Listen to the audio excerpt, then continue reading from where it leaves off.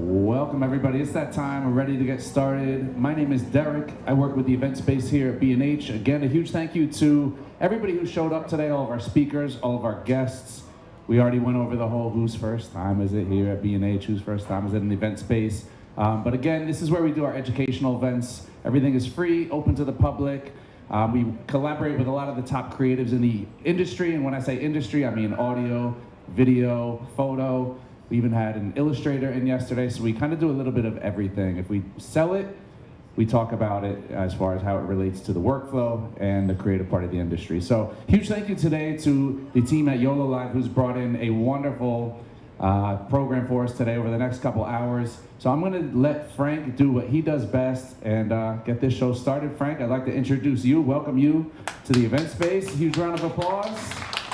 Awesome, And thank you. There we go. Hello, New York City. Hello, fellow YoloBox users and everyone. For those of you who don't know, my name is Frank. I'm the head of YoloLiv, and it's really, really wonderful to be here to represent our company YoloLiv. So it's been a privilege. It's like basically to host this event, especially for me to work in this industry, it's like a dream come true. So thank you everyone for making this happen. And no matter you are from other city, we have a speaker today from other state, from another country, all the way from Sweden. I kept highlighting this example. So thank you. And no matter you own the YoloBox already, you own multiple YoloBox, so you have not owned the YoloBox yet. And I appreciate everything and the support, whether you've been sticking with us for a long time or just a new YoloBox user. I think one of the speaker's gonna be sharing his experience as well. So also thank you for B&H for giving us this wonderful space to host this event. And also a big thank you for the team members who are behind. And they've been working tirelessly for the past 2 weeks on this business trip. And without their hard work, this would not be happening as well, because probably only I know the round and back and forth communication with all the speakers and the organizing this whole event and promoting this event, to have all the registration newsletters to sign up, to crafting, to attract more people to come. So that's incredible jobs they have done, and thank you for them as well. So without further ado, I will ask the behind-the-scene powerhouse from YoloLiv actually, which is Zoe. She's gonna be speaking about this meetup that we've been doing for the past year. So let's welcome Zoe.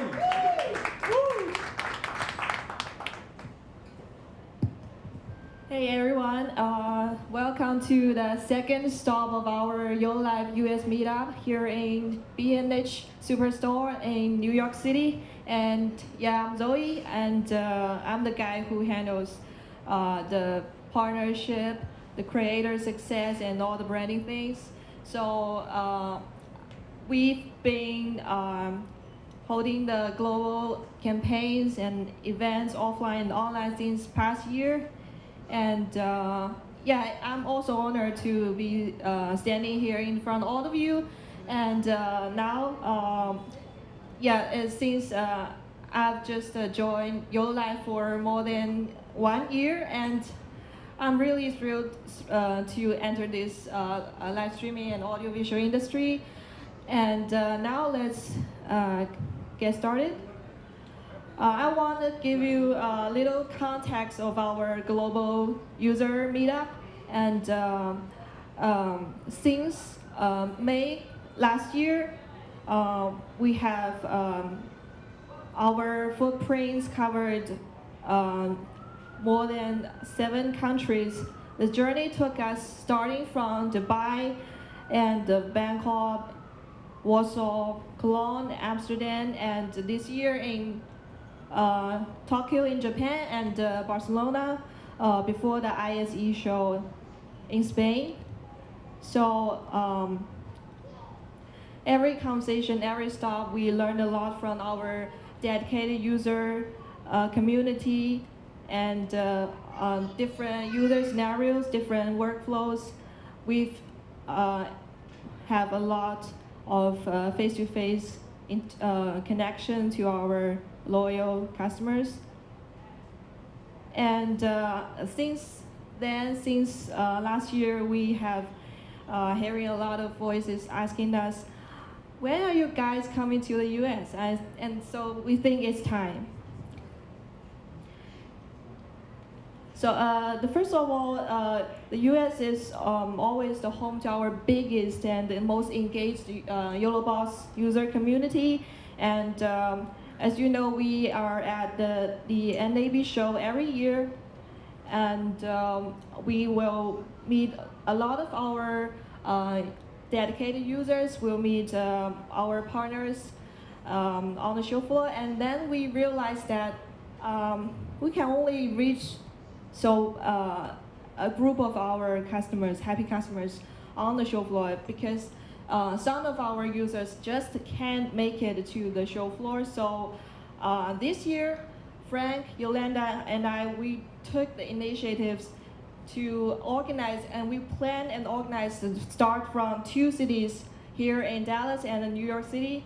And we start from here, and we will unlock more cities in the US.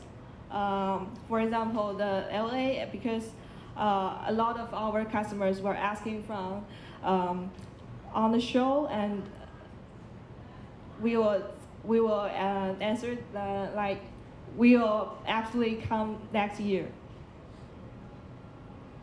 So here's a quick recap from our NAB show last year. We have showcased what's new with YoloLiv family so far, and we introduced the recent software for our latest model, YoloBox Extreme. A lot of our users are asking for the new features, and we introduced our own microforces specifically designed for the YoloCan S7. Our YoloCan S3, which has a built-in steady bus since its launch last October. And we have live sessions with our creator friends, with camera gurus, and with the audiovisual pros. We have live interviews with a lot of our happy customers, and they share their happy customer stories for us, and we will also post it on our official channels. Yeah, pay attention to this guy because he is one of our speakers today. And for me, it's my first time at NMB, and it's really inspiring and thrilling to meet so many faces, just talk online or just see from the videos. And the tour this time, we have just wrapped up our first stop in Dallas, and it was a wonderful kickoff. And I guess the reason most of you came is the speaker lineup here, and we have our nine speakers today, and from the different corners of live streaming, we have church leaders, sports, videographers. So let's stay tuned. And here's how this afternoon will run. And we have 2 rounds of speakers sharing their troubleshooting tips and setup workflows. And we have a short break in the middle. And we have many exciting giveaways. And we will have 1 YoloCan S3 unit free for you guys. So this is just an event more than just talks. So thank you all for showing up, and thank you for all the speakers taking your time to here to sharing all of your journey with us. And although I have a quick sneak peek of all of each of you guys will be talking about, I'm still excited as all of you in the house. Let me have a quick introduction of our first speaker from Sold Out Media, Amanda and Jacob. Actually, they just traveled all the way from Sweden to here, and we've asked them, like, what have you have other plans after New York? And they say we are here just for you. So we are so touched. And that's all from me. Let's give the mic over to Amanda and Jacob. Thank you so much, Zoe. And Frank and Yolanda, you guys have been so amazing. We came in and we've got an extra special time with them. We've got to have some lunch with them and hang out with them at the hotel. So it's been very cool. We're very, very grateful. Just as they're getting the slideshow up, my name's Amanda. Jacob, here, come closer so we can share. Oh, there's 2 microphones. There's 2 microphones. I gotta say, I'm super stoked about being in B&H. Lifelong dream. I didn't know we were having the event here, and then when you said that we were, I was like, yes. So, almost lost our shopping already. Yeah, we've already spent some money. So anyway, and everybody here, you should do the same, right? Go buy some new YOLO equipment from B&H, right? Am I right? With a discount. That's right. Now, YoloBox, I don't know, a lot of you guys are here, I understand, who have already been YoloBox users, and I gotta say, they've never paid for our opinion in any way, shape, and form. And when we got our first YOLO device, it was quite a number of years ago, and we weren't even sure. We almost thought you were a scam when you reached out to us. We were like, what is this? Why are they sending us equipment? We'll test it anyways and see what happens. It was probably one of the best things. So without further ado, we'll just give you a little introduction of who we are. We actually, the team is doubled, so we need to add some more pictures to our intro list. But yeah, we're just storytellers, technicians, mostly technicians who eventually ended up being producers and everything else in the chain. I started off as a camera operator in 2002, just doing gigs while I was in high school. We could probably go to the next slide. Yeah. And eventually ended up going through kind of a missions team over to Sweden to help with some humanitarian stuff. They were also filming. They rented a TV bus to film some of what they were doing. And I was doing engineering in college. So my team that I traveled to Sweden from Canada with were like, oh, you need help? Take her, she's nerdy. So I got thrown under the literal TV bus into television for the first time, helping out with camera stuff. But since then, we've built TV channels, we've built studios, I've worked in sports documentaries, I've been the audio technician for football, hockey, you name it, doing Bing. What's Bing in English again? The color grading in the truck. Yeah, color engineer. Yeah, exact, color engineer. And even starting our own web channels now. We have a Swedish web channel that's an online on-demand platform and a Spanish one. I don't speak a lick of Spanish, but we got a team in Argentina working with us. And none of what we do would be possible without YoloBox. You want to take the next slide there? There you go. Here's just some of the events that we've covered in the last years. We've done about 100 different cooking programs. Lots of fun, buddy. Huge church conferences and other types of music conferences. We've done strongman competitions. 2 weeks ago, we did ice skating competition in Sweden. But, you know, we've done just about everything under the sun when it comes to TV. Plus, we run a YouTube channel where we test products. Yes, test it, review it, and try to figure out how it works. Yeah, just to give you a background of where we're coming from, we kind of got a lot of different angles that we think about when we think about the equipment that we're using and what we're recommending to people too. You want to go to the next one? There you go. Yeah, so This is what we had before we had a YoloBox. yeah, exactly. This is how we solved almost the same solutions that YoloBox had given us solutions to. towards right before COVID, I'd say, people's budgets for technology, for film, for broadcasting, or for even houses of worship broadcasting were lower. They were looking for the ability to do more complex broadcast-like conferences, especially churches. They wanted to have in the biggest bands, the biggest worship teams, and be able to broadcast that out, but wanted it in the most compact, cheapest possible way. So we started building TV-in-the-box solutions and installing them all over different organizations across Sweden. So this is just us building like a microbus here. And then if you go on to the next one. Also worth to comment, this is not easy to set a volunteer into doing.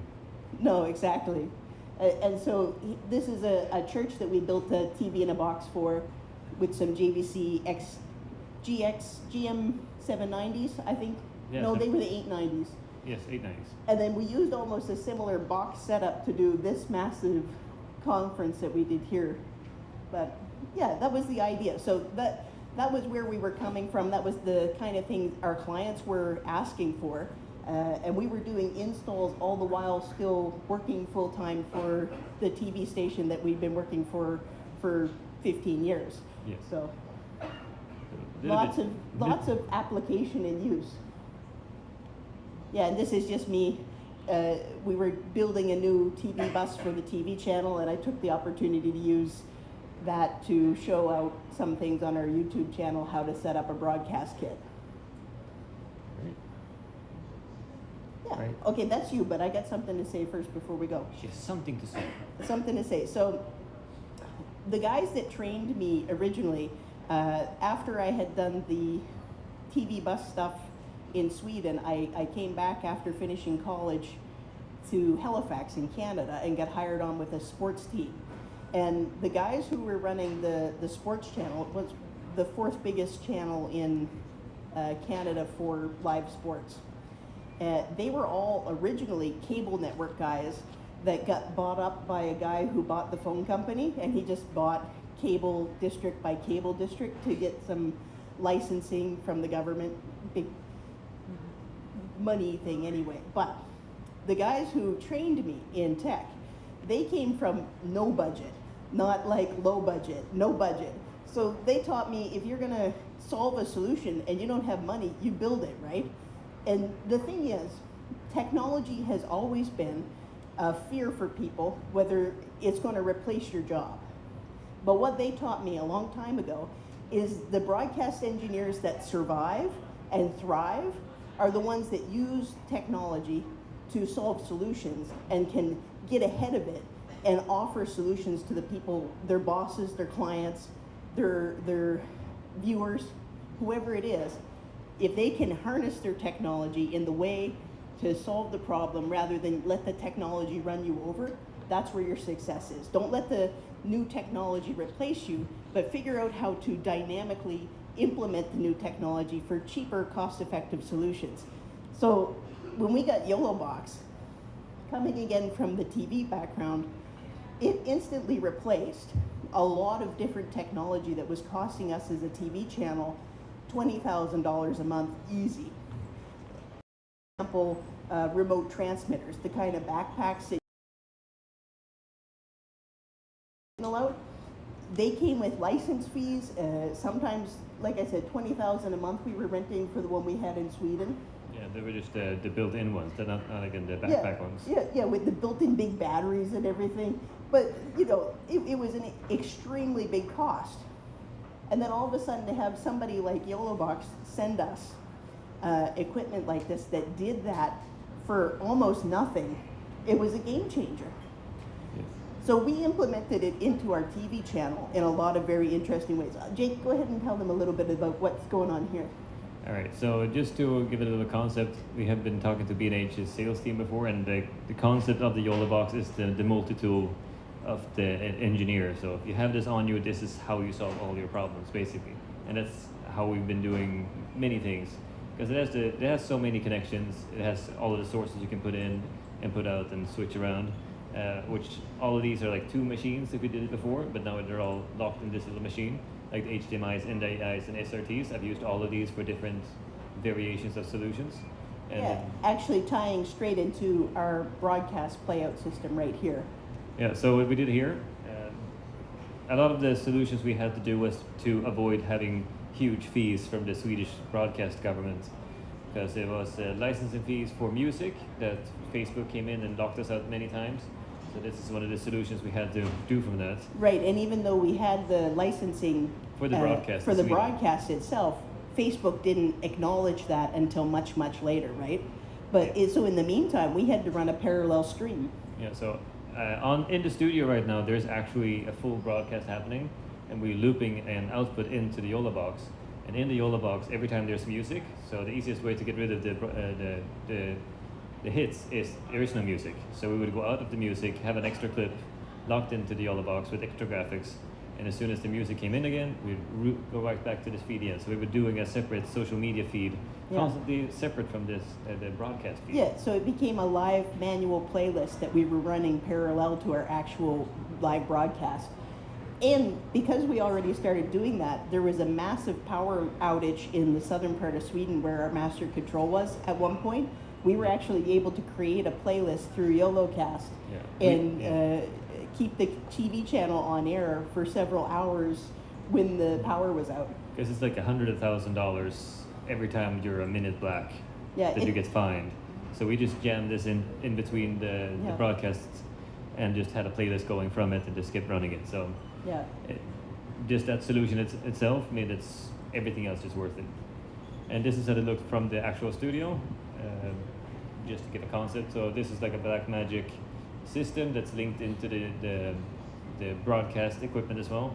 Otherwise, we would have basically skipped all of this and just used the YoloBox. But since we're locked in, we use them still. But then they integrated the system we've created to have it next to it here. So that's our social media stream that are running simultaneously, side by side, and this is like the broadcast, everything. So we were using this, we were live 15 nights a week with the TV channel, different live music, live interviews, live talk show, and for 4.5 to 5 hours every night. Yeah. And this became integral to what we were doing. Plus we had a second one because you guys eventually sent us another one. We sent that out into the field so we could have remote reports come back, like remote interviews come back to us and ping them in through here. So It's great, much better than using Skype and video calls. Just send out the YoloBox and a camera, much better quality. yeah, and again, I'm sure we would have found some other solutions, but having a tool like YoloBox gave us literally in our backpack a solution right then and there that has been robust and has worked for broadcast as well as everything else that we do with live streaming for YouTube. And you've used it in weddings, you've used it in sports. Yeah, we used it on pretty much any event that you can. And as soon as the SRT updates came, we could do this, but wirelessly. So we could link an SRT feed from our broadcaster, like the transmitter, and loop it back into the YoloBox, run all of this part wirelessly. So you can walk around at home doing Wi-Fi things, feeding the kids. Okay, music is on, switch. Sweden has a very robust, a parent leave program. So when the kids were sick, he was able just to take the work home with him and just be home doing it, which was funny. Yeah. All right, what do you got next there, bud? Yeah, so this is out in the field, us testing it remotely, doing a live connection back to the TV channel for a music event that was happening in this town square. Yes. And the year before, we did have the backpack and the TV bus. So the problem with that, if you have many events going on a square, you have to stay there until everything is done. You can't pack down and pack up, or rig up, rig down. With this, you can basically just toss the cameras in the backpack and the YoloBox, and there's nothing to steal.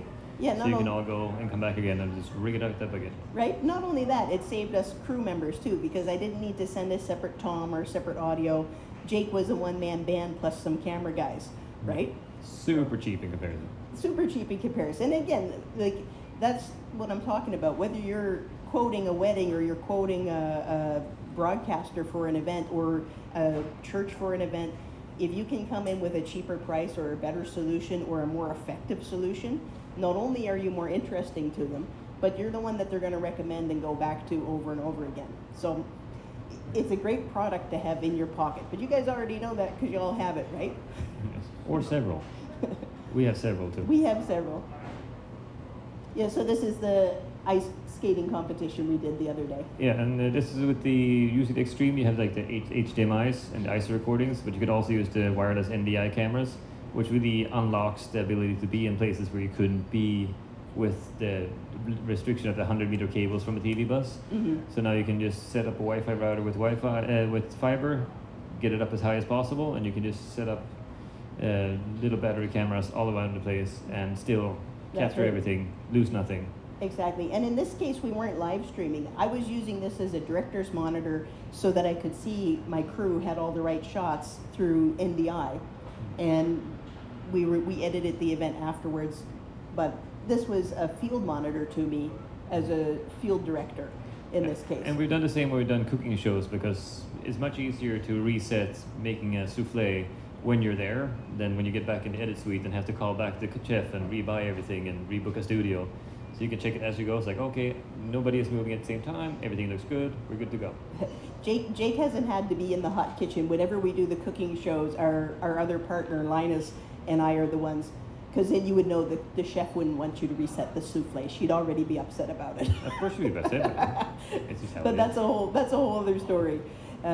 One, we could talk about how LEDs are the way to go if you're going to do a cooking program, because if the lights are too hot, things don't work for the chefs anyway. That's for a different All right, that's a different group. But here we are, we're using it in our live stream, and we're actually using it side by side with the Rodecaster Video S. Yes, and in this case we're doing it wirelessly with NDI, so we're using the output from the Rodecaster straight into the YoloBox, so you don't have to use NDI cameras. You can have anything that's an NDI stream, even the phones we use with an NDI app, so you can just run and gun with an extra camera that you can hook up super fast.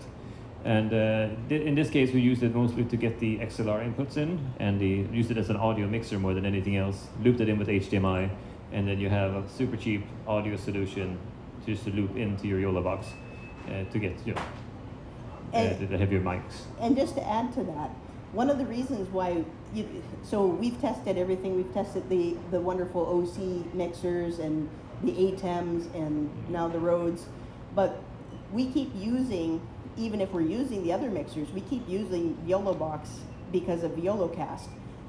The license you have with the business, if you guys haven't tested that, gives you adherent streaming protocol, which means when you send your stream up, it's going to them first and collecting, so you're not getting any drops. You're not losing any frames or anything when you're doing your stream. And again, as professional broadcasters or even doing a wedding stream, I don't want any drops when I'm providing a client with any kind of media. So we have that with us no matter which one we're using, but more often than not we use the YoloBox exclusively. But when we're using another mixer or plugging into another system, because of that adherent streaming protocol, it makes all the difference in the world. About the business license, if you guys don't know, you get network bonding, which allows you together in addition to the SIM card, two extra SIM cards in the USBs. Yeah. Then you have the phone to use. And the subtitling. The subtitling translating. Yes, channel. If the subtitles weren't up to par or a certain percent. That's $100,000 a year, easy. You have your staff live translating it for us, or pay for from an external company. It's insane, and they're just including. It's insanely cheap. It's like there's nothing in comparison. And from the streaming side, from the YouTube side, we find that more and more of our viewers are actually asking for. I was surprised to find we have a lot of Spanish people watching our YouTube channel and are taking this from it. And I'm like, why? How's that work? But here to have. Yeah. Just one more point about the adherent streaming protocol. The others, it takes the lag away. It's basically what the selling point is. And the other option, if you can't do what we're doing here, is the difference between having a 4K stream and a 720 stream. Yeah. To have it solid, so you can actually just bump it up with still terrible internet, but it bumps it up anyways. So. And also, the YOLO Extreme is one of the few that allows you to do 4K ISO recording on the box.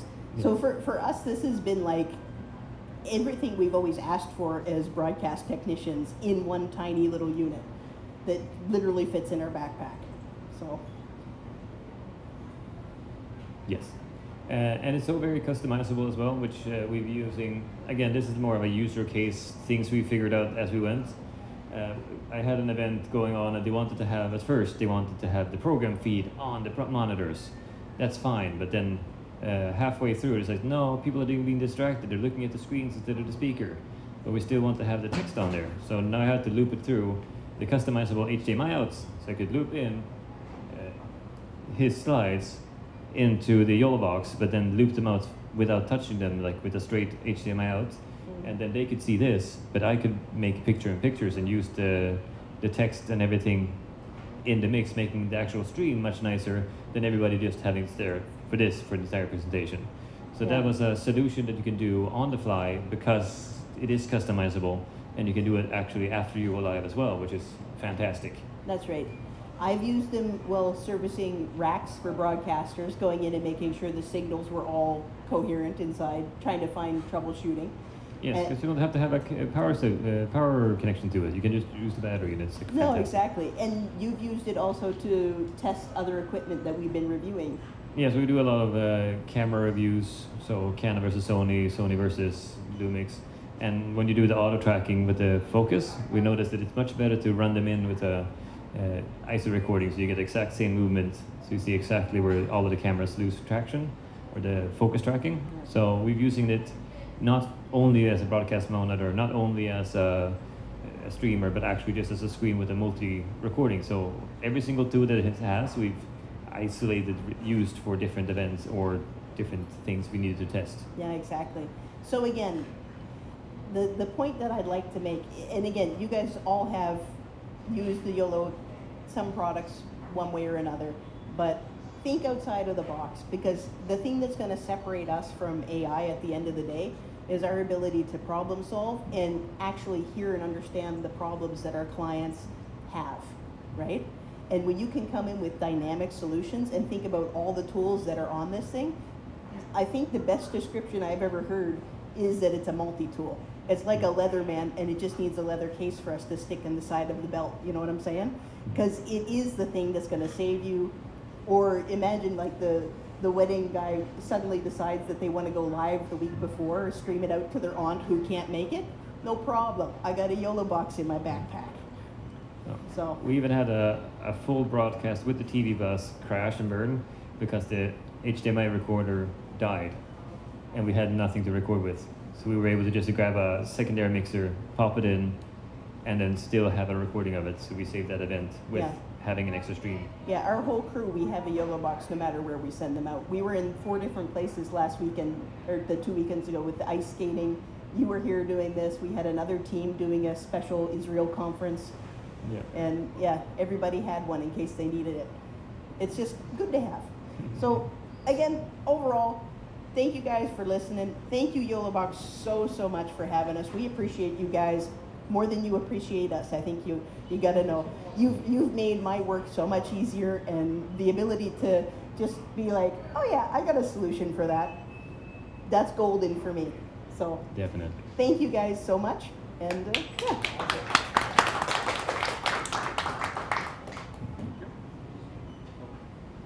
If you have any question for them, feel free to ask a little bit. And just in case I'll be introduced, like we are streaming live right now. We have this main camera behind, and there's a side camera, and there's a S3 here. So if you want to look good, be sure to looking at the camera. And we'll be also answering some of the question or comments from our live stream later. And if you have any question, maybe after the session, we can also ask. So if no question for Amanda, oh, thank you for the wonderful introduction and presentation. Again, like based on your various different types of projects, based on your extensive experience of YoloLiv products, not just YoloBox, different YoloBox model, but also the YoloCast and the YoloCan. And so thanks again. That video is gonna be a separate video on our channel of all our speakers today. That live stream video will be a dedicated separate video on our channel, just in case. And next up, let's welcome Carlos, right? And who is the man actually help us, help us introduce the American market. The first man we found.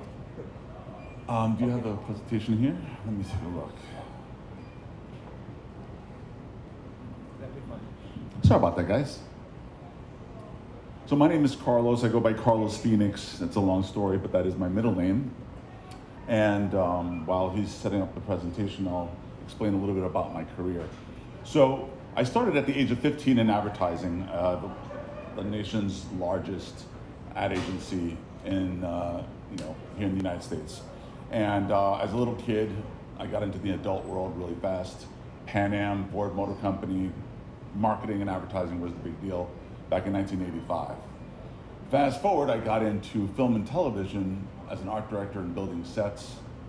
And then fast forward, in the middle of all that, I was also a sci-fi fantasy illustrator. So, blocking my own stuff here. So you'll see some of my illustrations here for the comic book world, for the film world. I used to do sci-fi fantasy, but the art started with storyboards for TV shows, commercials, and so on. So once I got into doing movies and TV shows with storyboards, it led into the deeper art directing and building sets and set dressing and that type of thing. So that's where I started getting into my technical skills of understanding framing and cropping and color and light and that type of thing. And so that'll get into the creativity with Warner Brothers and Disney. So you'll see some sketches here for Warner Brothers. Also worked in the music industry doing album covers. So I got some album covers here that I'd worked on.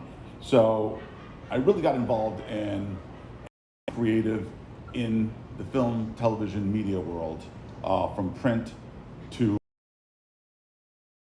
video. As we fast forward past that, I got into being behind a lot of reality shows, working on Broadway video. So I've done stuff for the Real World, some stuff for MTV, and I can go on and on with that kind of stuff. I didn't want to linger too much on that. But towards 1997, the internet was starting to pick up a little bit more. Everybody had like your 56K modems, and you guys may have heard of a company named FUBU, which is a fashion company. So FUBU had started doing live streaming in 1997. So at the top of the Empire State Building, they started doing a live production studio where they were interviewing celebrities, a lot of hip hop artists and stuff like that. And they had hired me on board because, well, they were trying to get an audience. And the problem that they were having is that they didn't know how to market to that audience. So we did some special presentations to try and get people to log on. They were way too early. Just the internet speeds weren't there. They were streaming with great celebrity content, yet everything was buffering at all times. So that was the big challenge in 1997, was the internet speeds were too slow. 33 to 56K modems was like kind of the standard when you bought a computer at the time. So it was really slow for transmission. We did use all the latest technologies at the time, such as QuickTime Player servers, real-time play. Yeah, some of you are shaking your heads, you kind of know about all that old technology. Some of you are probably too young to even know what I'm talking about. But yeah, that's what we dealt with. And everything was math. So your bit rates and all that type of stuff, you kind of had to work those video files and do the mathematics before transmitting, all that type of stuff. It was, I felt like a science teacher at the time. It wasn't fun. But that didn't go very well, so they kind of went out of business. But not FUBU, but that streaming service. Fast forward again, we experimented a lot with Ustream and Livestream and any new service that was coming out into the streaming world in the early 2000s. And that's what my world was becoming at the time. I just loved it. But the reason I loved it wasn't so much the math, it was the opportunity to become an independent content producer. So I've already worked for all the big guys. And the opportunity here was, what's going to happen in the future with content creation? You no longer have to be a Hollywood person. You no longer have to be a New York executive. I was trying to figure out how to get content, create content. I've already seen the talk show behind the scenes stuff. I used to work at the Ricky Lake show, if anybody remembers that. And I have friends who worked in Jerry Springer's show and all those type of shows. And I said, well, you can kind of do that at home or a studio and stream it yourself if the cameras are good enough and so on. So we played around with technology for decades. Like, you know, for me to say live streaming is decades is insane. But as I was getting reputation, I was interviewing celebrities and I was doing streams, and other corporations were starting to pay attention to what I was doing. And then I started getting calls from like the Olympics. Hey, how do you do this and how do you do that? I remember getting a phone call. I was in bed. I was living in Atlanta at the time, and hey, look, you're like the 9th person we've called. We've called these other TV studios and stuff, and they can't seem to figure out this whole live streaming concept. And so we have a couple of questions. It's okay if you take a month to get back to us. So far, nobody's gotten back to us. And so they started asking me a lot of technical questions, and I'm like, well, oh, this is all you need to do is you need to do this and that and the other thing. So they're like, wait, you know the answer? I'm like, well, that's what you called for, right? Like, well, we called all these other guys and nobody knew the answers. So they literally flew their engineers to Atlanta. We had a nice, beautiful dinner. I was just giving away the information for free, not realizing that I'm just giving away like the next generation of who knows what. And that's where a lot of this stuff has begun. So I started a company called Live Streaming Master, not because I felt I was the master, but I wanted to teach the companies to become the masters of their own domain. I wanted them to start creating this new epic world of where streaming can go. Because I didn't know where the end of the line was. It was literally the beginning. And so I would get these phone calls, I would get into these other productions, and I'd get into some really unusual stuff. So I get a phone call from Frank. And Frank's telling me, hey, we kind of heard about you, and we'd like to know if maybe you can help us get our product into market. I have no clue who Frank is. So I'm like, well, tell me about your product. And you know, he went over it, and I'm like, well, look, I don't know how I can get you any kind of distribution. I've never done stuff like that before. But I am connected to a few because I'm selling product now. I sell a lot of the stuff that's here. Online only, not trying to compete. But I'm very familiar with all the different technologies, and I'd love to test out your stuff, tell me, and I'll tell you, give my honest opinions. And if it's good, you know, I'll see who I can talk to and who can call. So they send me the OG, the original YOLO. And I'm like, wow, this is really interesting. It's so small and so compact. Like, I'm really trying to think, can this do some of the stuff that I had to Frankenstein? Now, mind you, when I was doing live streamings, nothing really existed. There was no software. There was, you know, maybe Zoom, but you couldn't stream to, you know, from Zoom into anything. So I had to really Frankenstein the pieces together to see if I could make it all work cohesively. Bring in guests from out of town, all sorts of stuff, capture their video. It was crazy. You had to really soup up that computer to make it work. And then I get this little box. Now, software was starting to come out. Livestream had some online software and some software you can download. Ustream had some stuff, but this blew my mind. And so I started playing with it. I fell in love with the YoloBox, like deeply in love. Like, his wife doesn't want me to talk to him anymore, but we had developed a great relationship. I started calling all the distributors in the United States. And now I don't know any of them, but as soon as I said my name, Carlos Phoenix, because that's what I go by, they're like, oh, I follow you. And so, unbeknownst to me, you know, when you're just in front of a camera, you don't know how much you're reaching. So that's one of the cool benefits of doing it consistently. Developed a few relationships. Some of them were like very hesitant. Oh, well, we don't know anything about the product, never heard of the brand, stuff like that.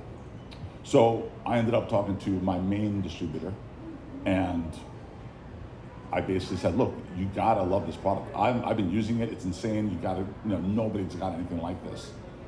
And that's where it all began. So we got into a few meetings, we signed the deal, and now the rest is history. So I ended up loving the product.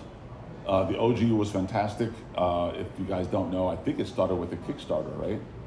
So for it to go to Kickstarter and have a solid product the way they have is incredible. So it was very user-friendly, and that's the number one thing that I think sold it for me. So we got into getting distribution set up. We started selling it. COVID started happening, and then COVID started ending. But I did use it heavily because if everybody's home, COVID was like the best opportunity in the world. When you were able to sit at home and know that literally the entire population of the world is sitting at home, they're all twiddling their thumbs. And you have a YoloBox creating content to the world, literally. And we had people from England, Japan, New Zealand, Australia, all watching content. I was inviting celebrities live. I mean, I was bringing people who were like followers on camera as well. And we would have shows like crazy. I was doing lives every day. And it just, opened up a great following for me, but it also proved that the product is very versatile. And I didn't use a computer, so that was incredible. All right, so then they couldn't travel after COVID for some time, so they asked me to represent the product at NAB. So there was an enormous amount of people interested, and I was a one-man guy. If you've gone to NAB, now they have a team, which is fantastic. But at the time that I was doing it, nobody. And the lines were around the convention. So I had no voice at the end of the convention, but I was interviewed in multiple publications online. Recently, I launched at NAB here in New York, the S3 and the S7, which you'll see some of them in use here. And incredible products on a consistent level. I introduced the Max, which I don't know if is in line anymore. You guys doing the Max anymore? No, okay. Well, but it was a lot of fun representing the product and seeing the interest. The other thing is I also speak Spanish. So then we had Latin America show up at NAB, and I was able to explain to them exactly what the product was, and a lot of interest grew from there. I was very fortunate then to also represent, which is in Amsterdam for the European market. So you'll notice here, who if you follow online content about this type of product, creating content and showing off tools like the YoloBox. So now the Extreme comes out, and I'm like, okay, now I'm just gonna start offering this for my professional use.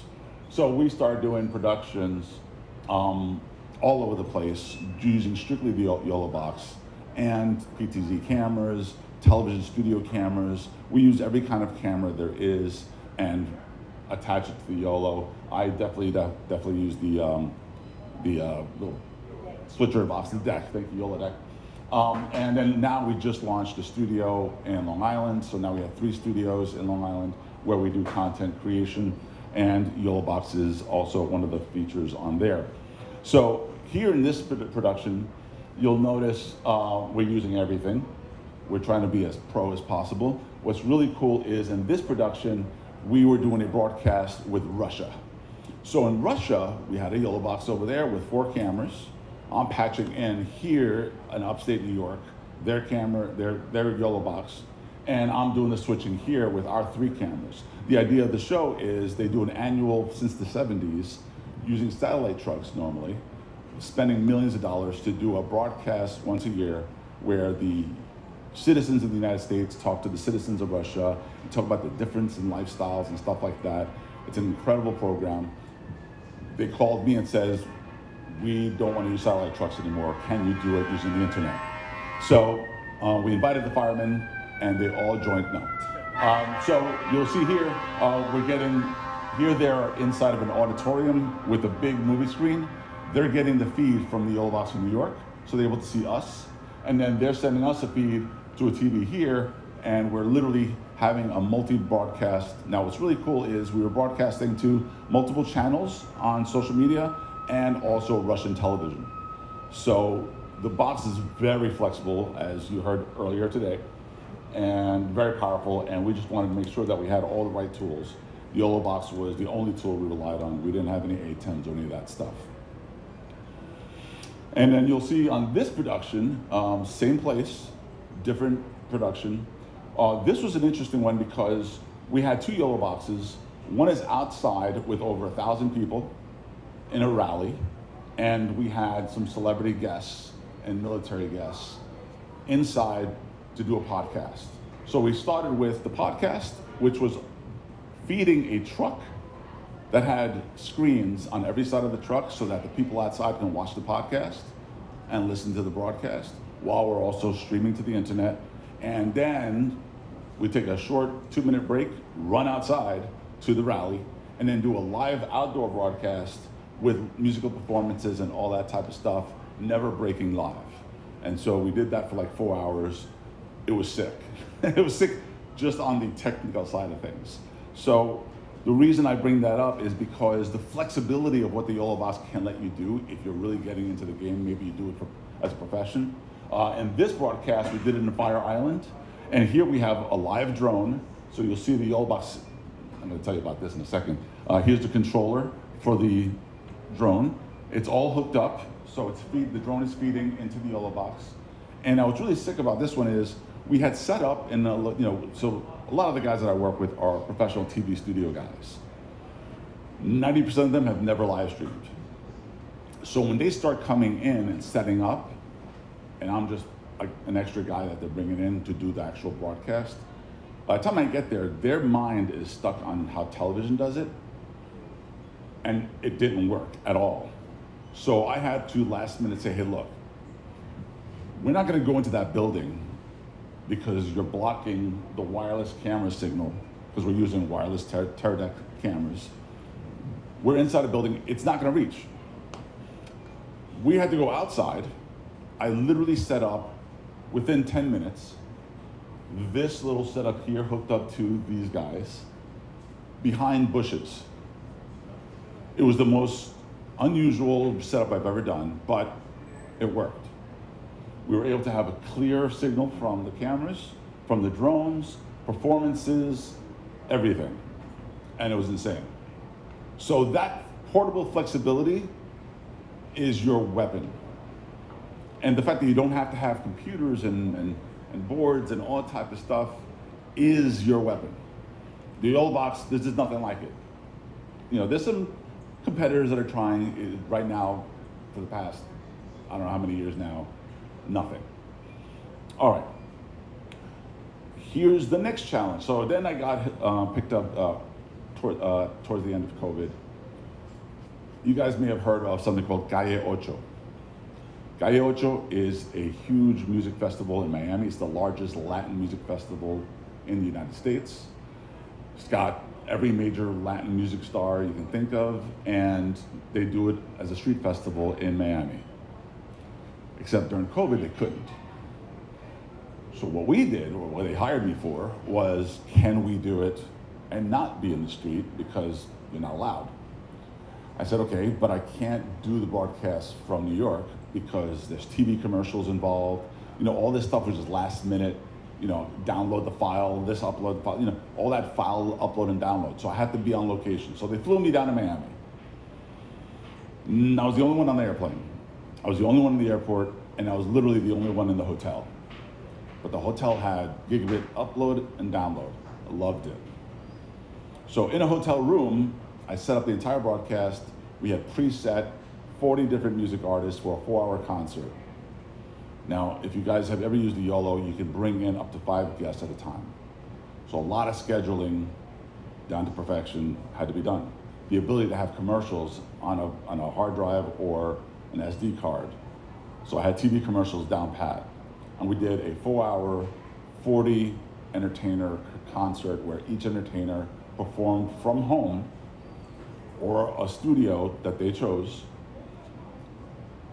through YoloBox's guest services. And we did Dawson. Now these young ladies are really popular in Miami, in the local radio station in Miami. So they're in their bedroom during COVID with a camera and they're hosting.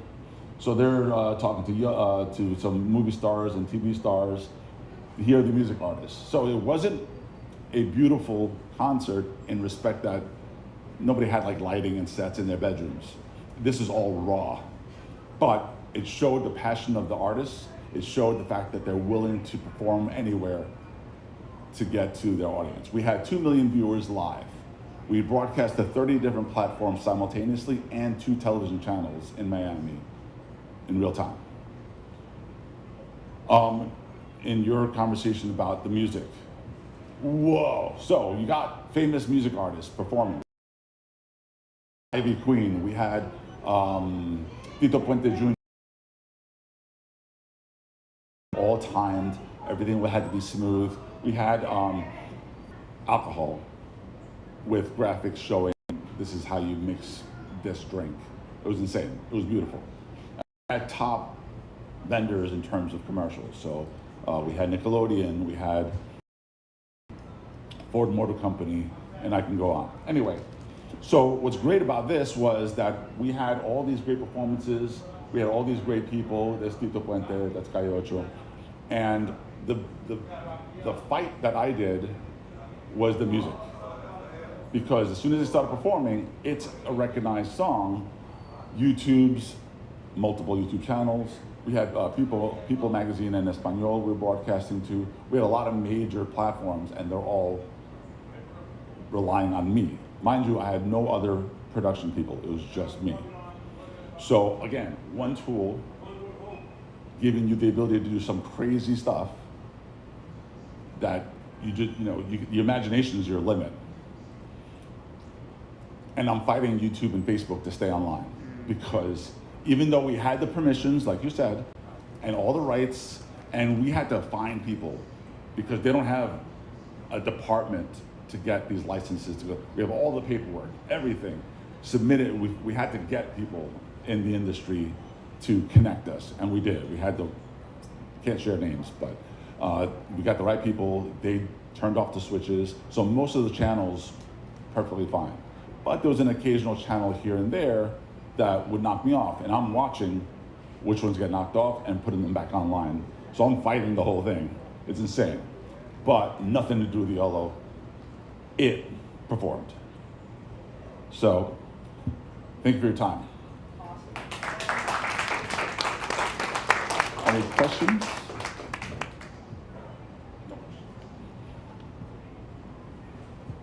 Amazing work from Carlos, and when he talked about the history, like we've been like almost 7 years with him, and he helped us when during COVID or like like we cannot make it to the NAB IBC. He had a US visa, and he helped us to take the booth, and it's really a lot of hard work for that. When you are at the booth, that's the part of the what we did for the past 2 weeks was super exhausting. So thank you for all the hard work and also of course the presentation. And next up, next is Dan, right? Is it you? Okay, Lida, welcome. Then I'm looking forward to that.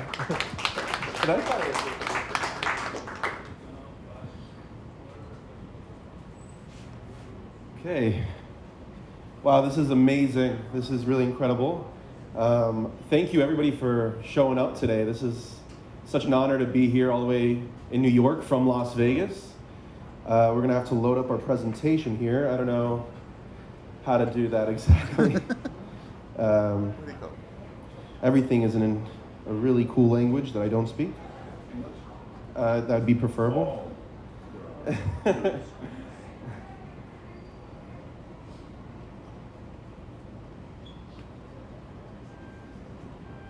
Perfect. Okay. Well, I hope the live stream can hear me well. To the people tuning in at home, thank you for listening and tuning in and watching us live.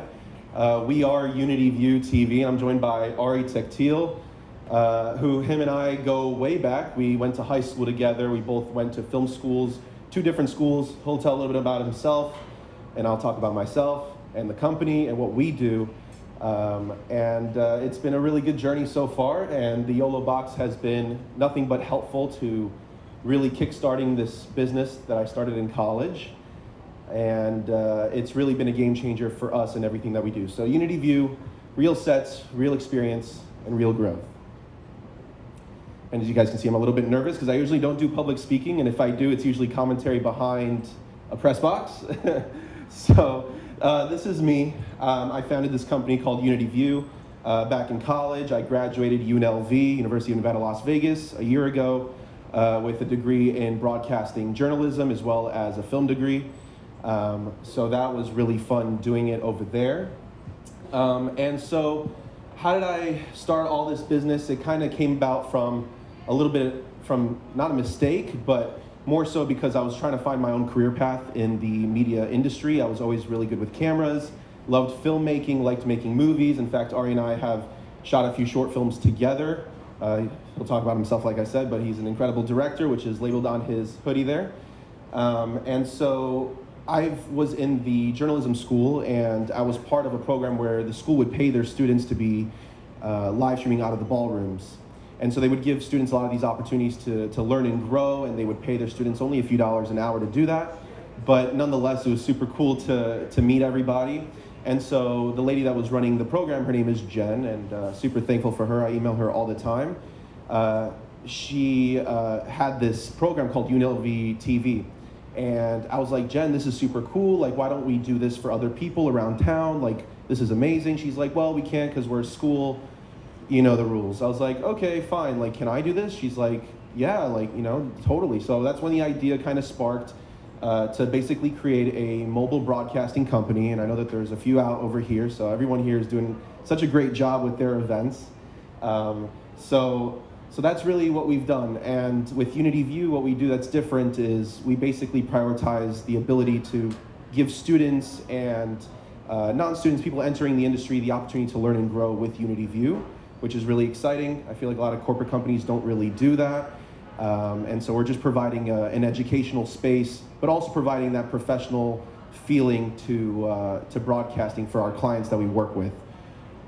So that's a little bit about me, and handing this off to. Okay, yeah, my name is Ari, and I went to high school with Lee Dorr. I went to college in Philadelphia to Drexel University, but anytime I was home for winter break or spring break or something like that, I would be hopping into broadcast for UnityView and helping out where I could and watching it grow, all the way from camera operating to commentating to eventually directing my own productions. And yeah, I live here now in Brooklyn, but we're trying to grow UnityView across the country, so yeah. So that's really special to have a crew member out here in New York. We have crew members in a few different states now, which is really fun, and we'll get to all that. But yeah, Ari and I go way back, and we have a lot of chemistry on set. And like I said, he started off small with camera operating through UnityView because it's a little bit different than actually shooting a cinema movie. So he started from there, and so now he directs shows, and he's a great tech manager. He knows on how to keep in charge of all the equipment and making sure that it doesn't break. So very helpful to have Ari on the team. If you guys didn't know, UnityView TV was the company that did win the YoloBox Extreme. They did a little bit of a raffle, YoloLiv, not too long ago, and winning this competition has been a dream come true because we've been able to do so much more since then. And you guys can see we've used it for our broadcasts. What we have broadcasted before and whom we've worked with are some professional and semi-pro sports. So a lot of like indoor arena teams or arena leagues, outdoor semi-pro teams that we've worked with. We work with schools. This upcoming month, we're going to be live streaming a graduation in a high school, and also the UNLV School of Nursing, which is, obviously I went to UNLV, graduated from there, but they have obviously so many different schools. They reached out to UNLV TV to live stream one of the nursing programs lectures, but UNLV TV was too booked up, and so they gave us the job to do. So we've worked with other departments in the school to live stream their things, which has been really, really cool. And obviously the YoloBox Extreme has been very, very helpful. A little bit more pictures of what we've used it for. This was at a private high school. We were doing a presentation. They were talking about the school and trying to recruit more students and let parents know. So our TD, Noah, who's been around with the company for a very, very long time, using the Extreme with the YOLO deck, and this is for professional indoor soccer that we did, which is something that we're very happy to be proud of. Using, which we've seen in the room a little bit, some PTZ cameras. So it's really cool that it all connects into the YoloBox very easily and smoothly. So we originally were customers to buy the YoloBox Ultra. That was the first thing that I bought through YoloLiv. It took a little bit of time for me to consider it. Our initial setup was very bulky. We had switchers, and we had 2 different computer monitors, and I had to bring a laptop, and I had to, it was a schlep, you know, you had to bring a lot of things.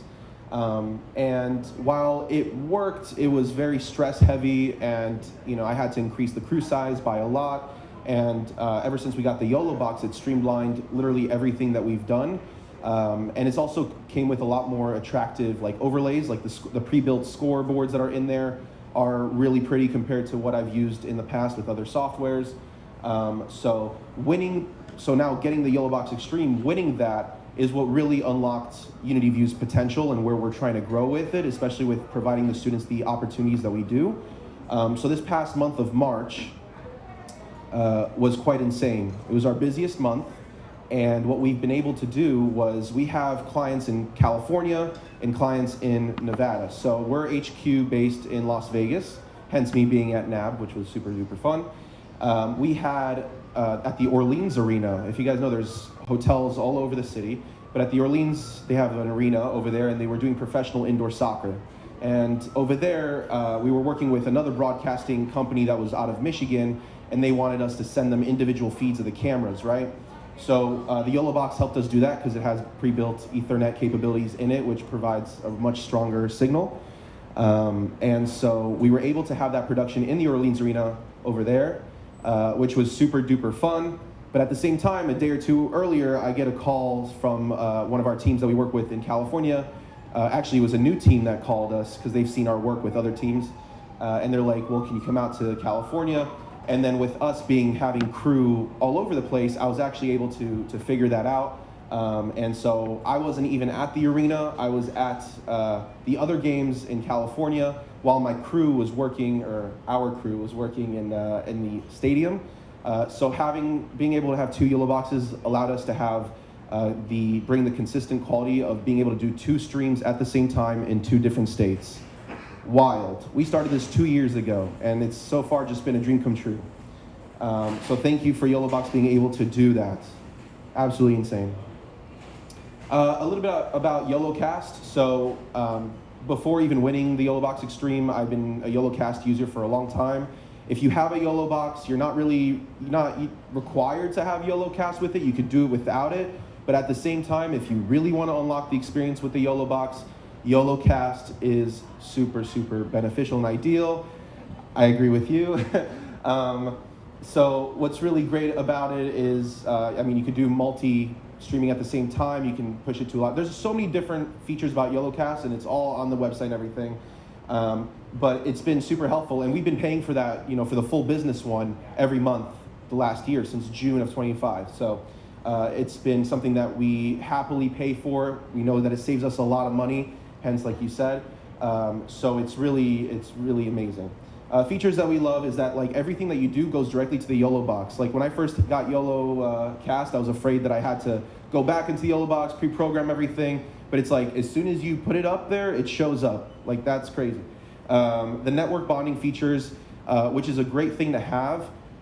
Thank God that I haven't had to use it yet. I haven't used the network bonding feature, I'm being completely honest, but that's because we've had really good stable connection, which is obviously super ideal. But in case we're out and about and traveling all over, having that capability for that situation is super duper helpful. And the fact that it comes with that is insane. It's almost like a live view or a TVU in the palm of your hands. Like it's really competing with that kind of quality.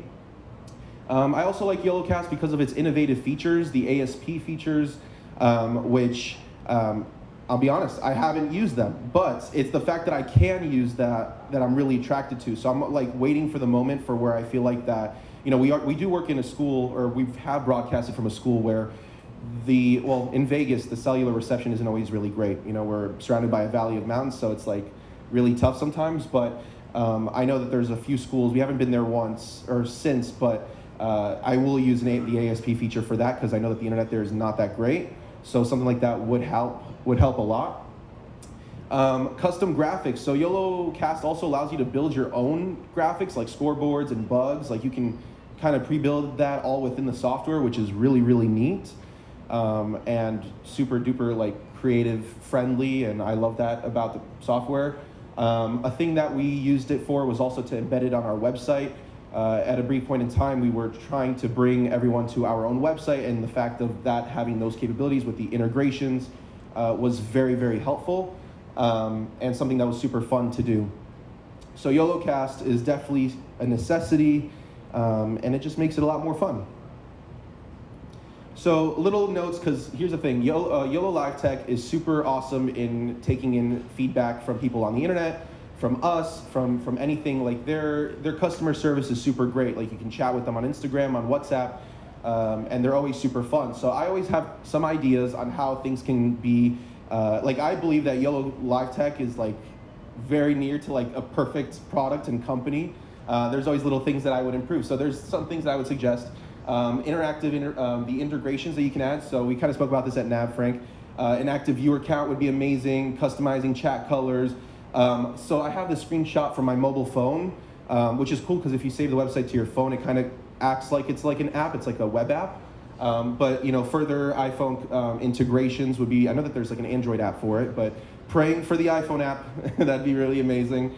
And then this is my biggest, I think, idea that I would want to suggest is that I feel like that while I'm really good in the field and setting up with utilities and all the broadcast stuff, my creativity lacks a little bit in graphic design. I know some really talented people in graphic design, but something that I feel like would be really helpful is like, I want to make custom scoreboards, right? And I get people emailing me all the time saying, hey, like we can sell you custom scoreboards, whatever, like, you know, buy it and we'll put it on.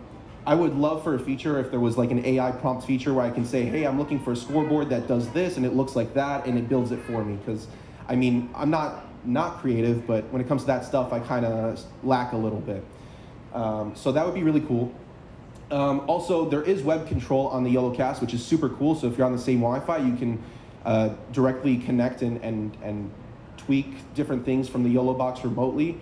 There's a lot of times where I'll be out on business trips and my crew is working while I'm not there, which is super cool. But the thing is like sometimes there's things that I see that they don't, and so like I'm tuning in remote, I'm on comms with them, and it would be super cool if I was able to connect to those YOLO boxes from other internet sources, not directly the same Wi-Fi network. I know that something like that is probably really insane to figure out, so I'm not, you know, but it would be an incredible feature to see down the line. This is kind of like a dupe slide, kind of a mistake. Disregard that. The YoloBox. So the YoloBox, like I said, an incredible product. If you don't have it, it's a must. It's really incredible. I think that when it comes to YoloBox and how I would improve it is more so the hardware and not the software. The hardware itself on the Extreme is beautiful, but we're talking about things like switching and YOLO decking. I think it would be really nice to see features of like, for the instant replay capabilities. You know how there's like those switchers that have those like those spinning wheels on it where you can go back in time in those moments and then you can mark in, mark out. So I didn't even get into it, but my experience stems not just from this company, but I've worked with professional broadcasting companies and I've aired sports on ESPN, the CW, local Vegas channels. I've worked in these big production environments and I see them in the control room always going back on replay. So to have a YOLO deck, I would love a bigger YOLO deck that I can go back and have like a spinning wheel where I can go back, yeah, and also the T-bar, you know, like I would buy that in a heartbeat, Frank. Yeah, so I hope for a bigger YOLO deck that would compete with all the other switchers. That's something that would be absolutely insane. And then if that was able to connect with the YoloBox Extreme, I think that this product is going to go so far all over the world if we have something like that one day. So an amazing product, Extreme. 8 HDMI outputs, like what? That's crazy. Okay, So here's what I believe. I believe that YoloLiv Tech is not just a product company, but it's literally, in its definition, a movement. And really, in its name, YOLO, you only live once. And it really does enhance the idea that you can portably live stream and showcase those YOLO moments. I don't think anyone has done it, but like the fact is that it is like an iPad. Like you can roam around anywhere with the network bonding feature and literally just live stream everywhere. And you know, live streaming is going to be by 2030 a $247 billion market. So it's only going to get bigger and better. And with YoloLiv, I think it really stands within the name. And I think that it was very clever of them to put that within their name. So I do believe in YOLO Tech a lot. And here's the topic of why we're here. So how does YoloBox simplifies our setup and creates real broadcast experiences for film and journalism students? Again, you don't have to be a student to be part of UnityView, but definitely helps. So here's some pictures. This is our crew members, Sammy and Ami and Brandon. So our commentator, this is our soccer game setup. This is us using the Ultra for this one. But you can see this is a student that has never done this before, but he's switching. And I get students all the time that are a little bit nervous, but it's fun because you know this gives them the opportunity. It's very user-friendly, so it's not too intimidating. And here's our commentator. He's also entering the journalism department. And this guy now works for the news stations. He works for, I think, like News 12 or News 13 in Vegas. So, and he started with UnityView. So a little testimonial is that he actually got into a real news outlet, news station through what we do, which is an amazing thing.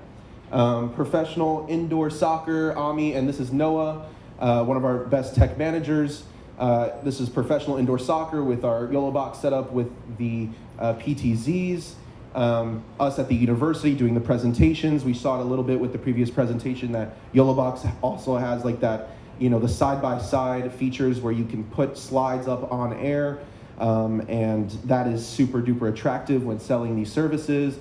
And also I just wanted to show this picture. I know you can't really see much through this, but this is like a podcast at home. You know, something so small can be so helpful, and you can really do this anywhere. This is like on a corner of like a kitchen counter. Like that's insane. Soccer, overlays and everything. Like that's again another example of Noah when he first started and teaching for UnityView. So students love it. I get people telling me all the time on how thankful they are for being able to have an environment that allows them to really grow and explore. And with UnityView, what's special is that we're not just focused on letting someone just camera operate. It's they get to pick and choose what they do on set each and every time for a very diverse resume. So when they do enter the field, they can go in with a little bit more confidence and just having a portfolio that really allows them to shed some light on a lot of things. Okay, so this is what we're most proud of. This is what I think really makes UnityView stand out, is our crew portal. So aside from me being in this industry, I did teach myself on how to build some apps, so I custom coded my own app, and it's the UnityView crew portal that I'll show you guys right now. So with our crew portal that we built, you're allowed to scroll and browse jobs that I'll upload. So we have a lot of clients that reach out to us for different job opportunities, and when that happens, I release a production alert, which says the date and time, if it's an internship opportunity, or if it's a paid opportunity. So something we do a little bit of mix of both, because some students want to start on a level where it's like more like, I get people saying, I'm not ready for paid work just yet. That's fine, you know, we have those opportunities. 99% of the things that we do are all paid jobs, but it's more so for those that are really just trying to understand it.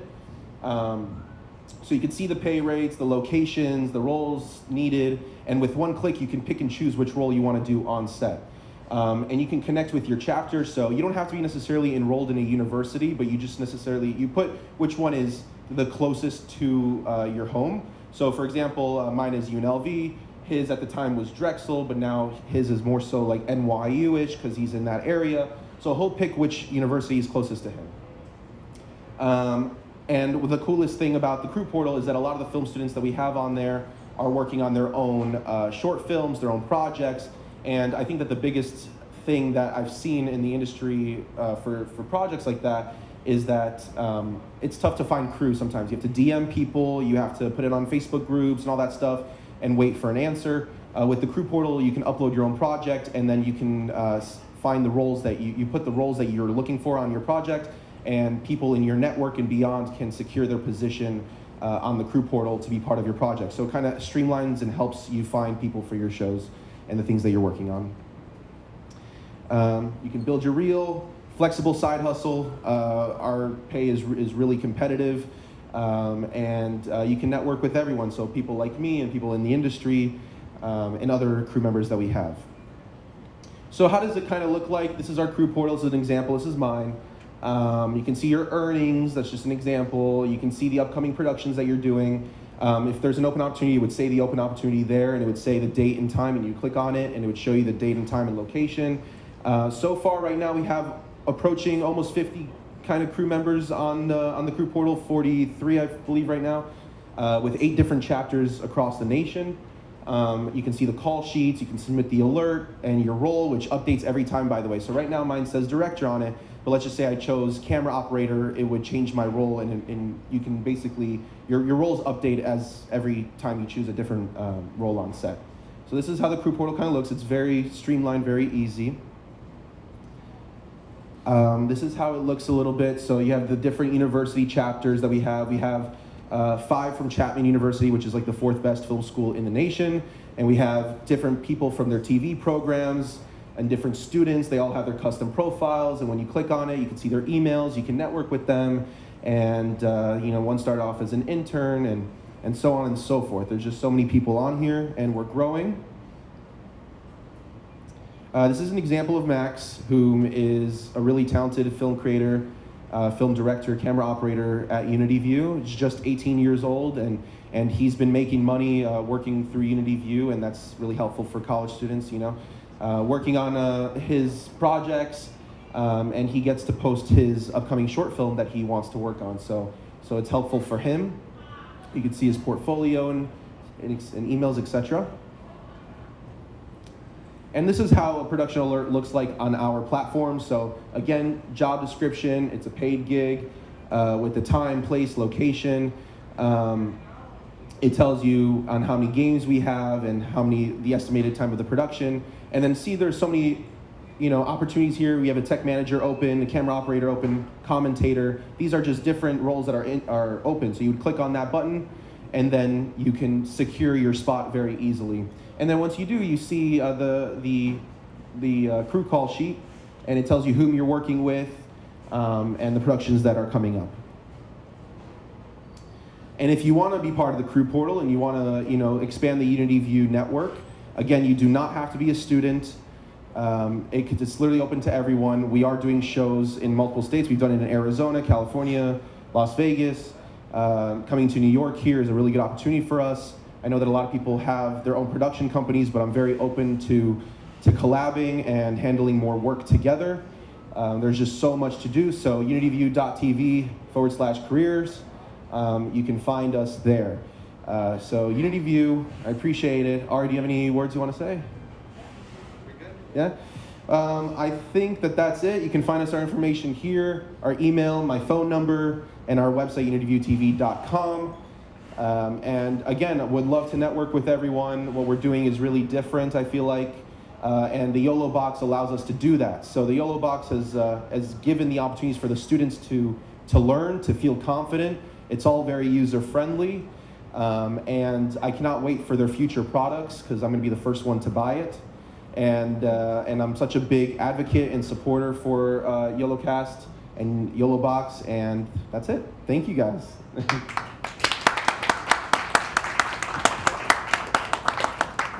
Oh, sorry. Yes, Q&A, go ahead. Not so much a question, but we have a solution to your remote controlling your local network. Okay. Yeah, the communicating and controlling the other ones. What's the solution to that? We did the same with our broadcast channel. So yeah. You put a computer within the network, and then your remote desktop into that one. Then you can control whichever one. And you just. That's actually genius. That's actually super genius. You can use the VPN to talk with the intercoms. And there's actually little boxes that you can buy that can allow you to use the VPN to plug the 5-pin intercom cable in to control that. That's really smart. Super easy. Well, thank you for that. That definitely changes the game. See, you learn something new every day. I love that. Thank you. Anyone else that has a question or suggestion? I actually have another solution for the X large YOLO deck. Yes, please. Right now it's compatible with the Stream Deck, like a very recent update. I saw that. Yeah. In this case, you can just buy like an X large YOLO Stream Deck to work with that. And it has like knobs on it and stuff. Yeah, Stream Deck. As long as it's a Stream Deck, I guess they have the XLR, and very recently they even introduced a big one. Yeah. So it's as long as rack mounted. no rack mounted. Well, I'll look into it. Now they have it.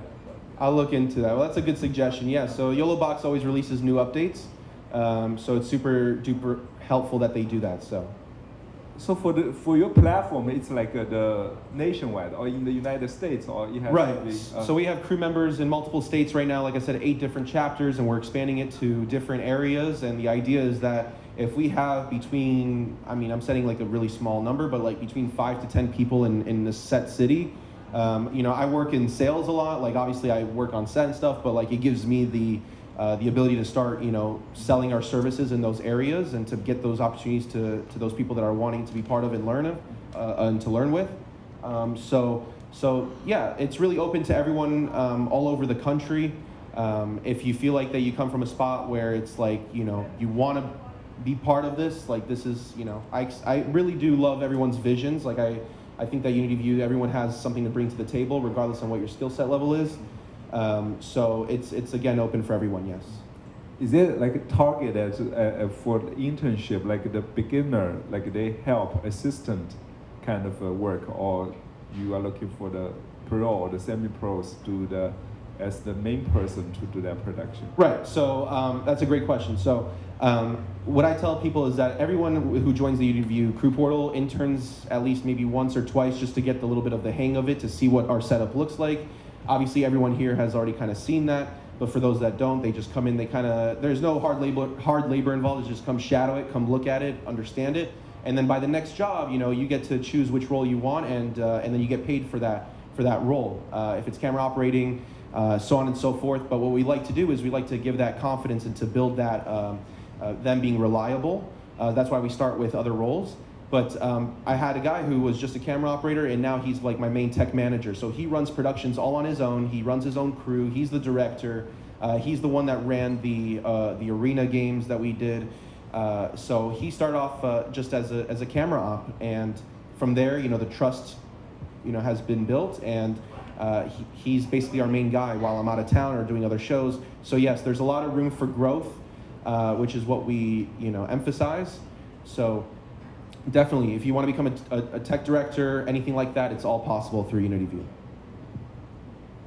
Awesome, thank you. Yeah, I appreciate it. Yeah, this was just started 2 years ago, and ever since then, it's been a growing thing, a growing business, and you know, with Ari's help and leadership, it gets even better because he's out here in New York, so he knows a lot of people, and talk to him as well. He's very knowledgeable about all this stuff. And if you have any questions, please email me, call me, text me, anything. I'm here to answer any questions. YoloLiv is really the direction forward. And anyone that doesn't have their products, give it a chance. I promise you won't be disappointed. And they're super friendly too. Like they're so like willing to just like, you know, let you try things, let you get a free trial on the YoloCast, which really sold me on it. So I appreciate their patience. And everyone is just super helpful. And I can't say enough about it. I think that my favorite features on it has to be the instant replay features on it.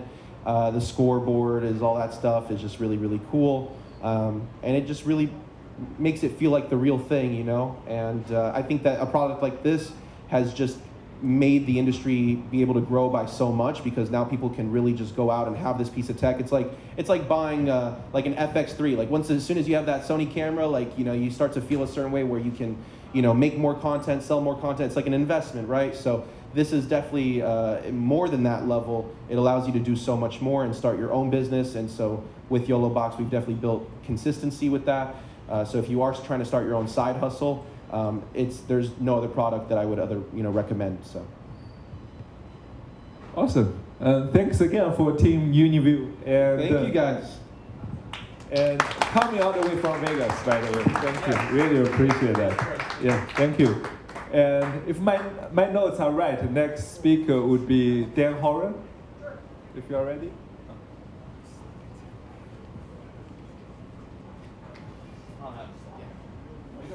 No slides.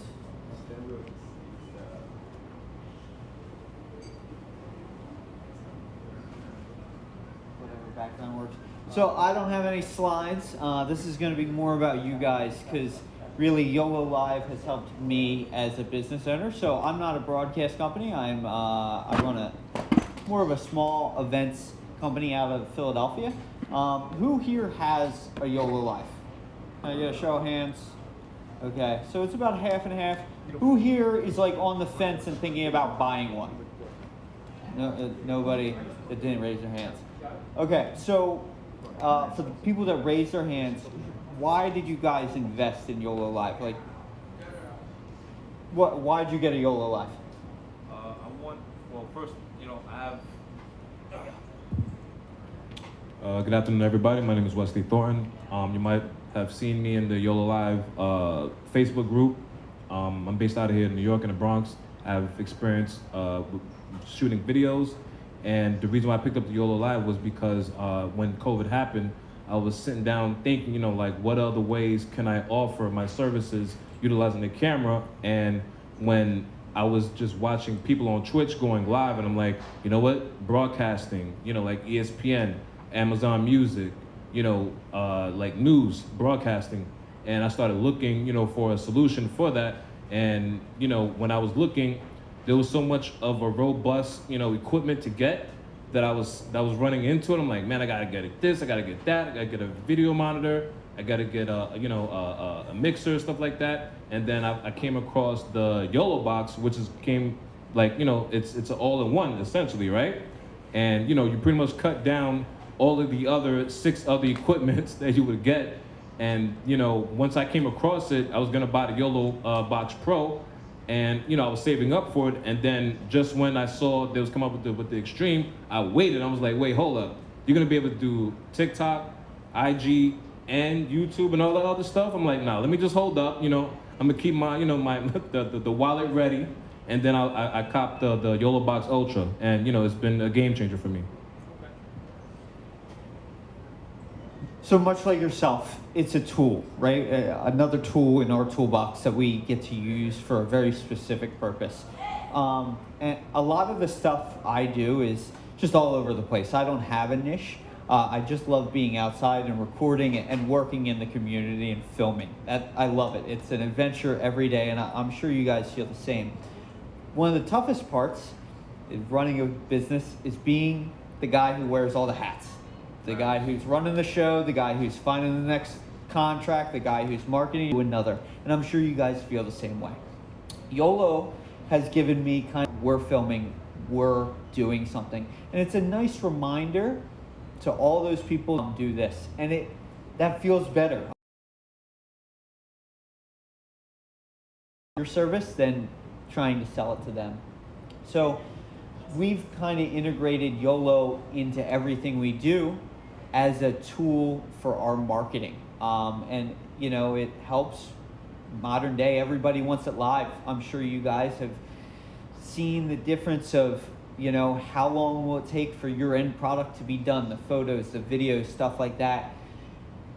Everybody wants it streamlined. Everybody wants it right now. They have sacrificed the quality for just having it right now. So the availability, and we have the Ultra, we have the 4 port, the availability to put 4 things all at once, have their commercials already pre-programmed, and have them almost give them exactly what your company gives, without that price tag, So we're very thankful to you guys, and I talked to Frank, I'm sure a lot of you feel about the batteries in the back and hot swappable. We're excited to see this company grow because it has helped us grow, right? Eliminated whole toolboxes into one, like you said, it fits in all of our tool bags and it just goes. We're super thankful, and we're excited to see how it comes in the future. What do you guys want from YoloLiv mostly? What brings you guys here that you're excited to see today in the production? Or anybody have anything that they're not a speaker that want, anything they want to say? No? Yeah? I'll say something because I'll be very frank. I've been doing live streams for a couple of years, actually much longer than a couple of years, but I've had a regular one for a long time. I've been using a Roland. And in December, when I found out about the Extreme, I was like, oh, this supports NDI. I could set up a whole bunch of tail 2s, get a wireless, it'd be fantastic. And I tried it, and it didn't work. It didn't work for a couple of reasons. The first thing was that the audio and video were out of sync. And yes, you could potentially delay audio, but you need a box for that. You couldn't do the proper delay in the box. On top of which, when I would have guests come in, well, that audio was fine because our video was synced up properly. So I couldn't separate the desync with the box. So that was in and of itself a problem that I was like trying to get over, which was fine. What really had a problem for me was on a day of the first time I was going to use the YoloBox for live stream, I had a guest that was coming in, I was setting up the whole thing. And luckily he had to actually drop for that day. But that day, the YoloBox crashed. Crashed. It just went blank, restarted, and I'm like, unacceptable, right? I had to return it because I couldn't, you know, rely on that, right? I have a live stream that I do on 5 p.m. every single day. This thing goes down, bad news, right? So I ended up having to go back to Roland. And I'll have to say, I apologize to the folks in the room, that has been the most robust system for me. It's never crashed. Roland, never crashed. I have a V6 HD, which I got directly from here, directly afterwards. And granted, it's a bulky unit, but it's got a full mixer on it. It's got the image on there. Sure, it doesn't stream to all the destinations necessarily at the same time, and I think it has a little bit less inputs. But admittedly, that's the thing that I've been running with since then, completely with no problem.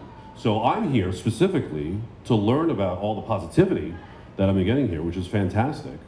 But again, realistically, from my point of view, I was disappointed. And I was looking to like provide feedback, and clearly doing this in this large forum is different than I was expecting. But since I've had the opportunity, I figured I'd let you know.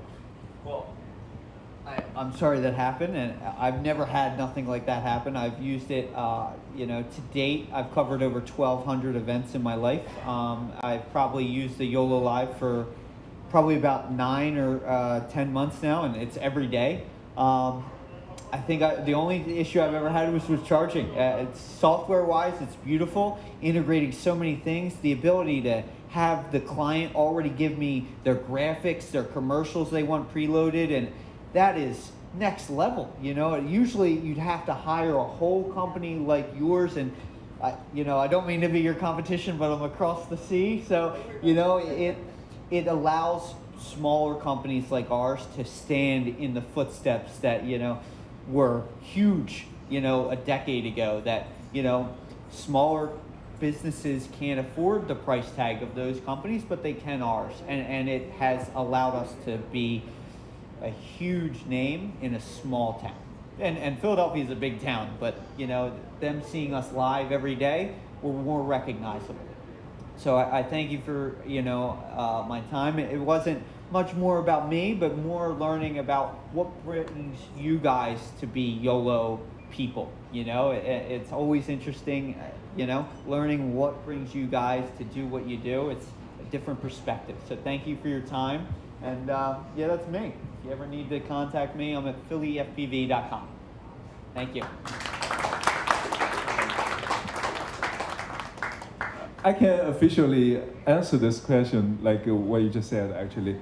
For me, it's not that surprising. Like in our daily user group, we have a 14,000 user group on Facebook.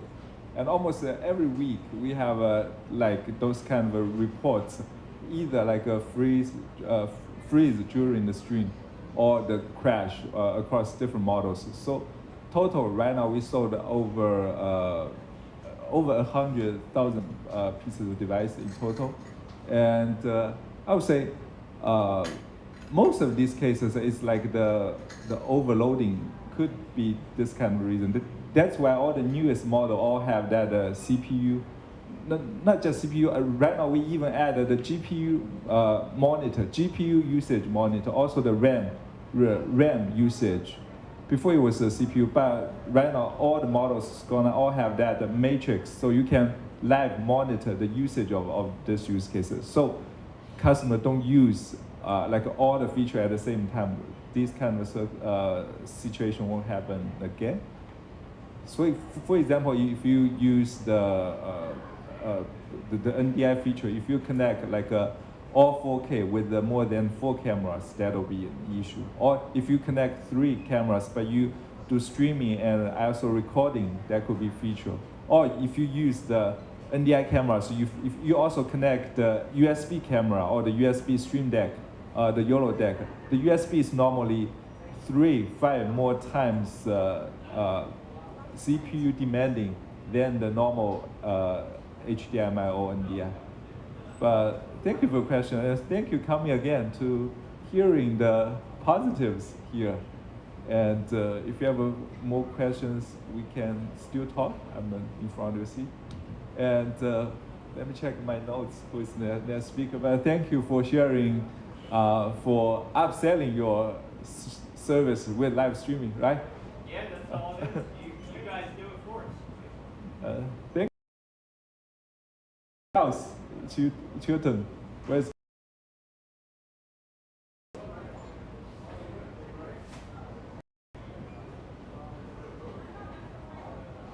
Good afternoon. Allow me to introduce myself. I'm Charles. I'm an independent photographer, videographer. I come from humble beginnings. Humble beginnings. I don't have a background. I don't have a background in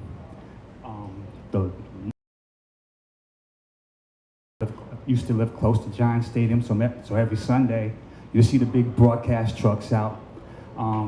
So I didn't come from that background. I come from humble beginnings. I started out as a photographer.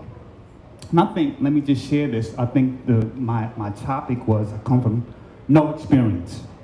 So you're looking at a gentleman with no experience in live streaming. I have to disclose that my father was a photographer. He was a street photographer, I guess you could say. He worked at the post office, but on the weekends he went out with his Polaroid camera and he took pictures at the local stores, clubs, whatever, and he made a little income with that. My mother was a social worker for the state of New York.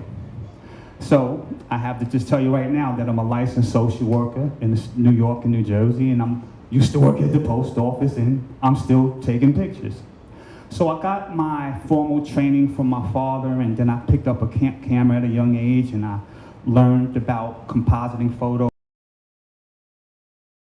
And life showed up, and went away to school, and 20-something years went by, and it was in 2003, I was at an event and I saw a gentleman take a picture, and he showed the picture to a person on the back of the camera. I'm like, yo, what the hell is that? I was very ignorant to digital photography, okay. And I automatically went back to my father. I'm like, damn. He used to take pictures at clubs and sell them for $5 at the Polaroids, and the light went off in my head. I'm gonna monetize this, and I'm gonna pay homage and tribute to my father. So I came to B&H, and this is how ignorant I am. My first digital camera was a Canon, and I came here. I saved up about $600-700, and I came to B&H, and this is how ignorant I am. I came to B&H on a Saturday morning. Okay, that's how green I was. Okay, all right. You guys are laughing at me because you got to be a total idiot to think, you know.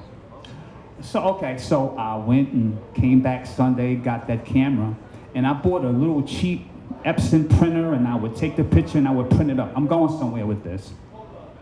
Eventually, I took that craft and interest in photography and providing that instant gratification for a photo, right, that someone was talked about. And I took it to Jersey City, where I'm originally from, which is the 6th borough of Manhattan. Everybody knows that. 15 minutes from here, I hop on the train to 33rd Street. And by the way, growing up, Toys R Us was my favorite toy store to visit. As an adult, and you get the camera bug, guess what store is your favorite store to visit? B&H. And you can go into heavy debt coming in here also. So moving forward, because I'm going somewhere with this.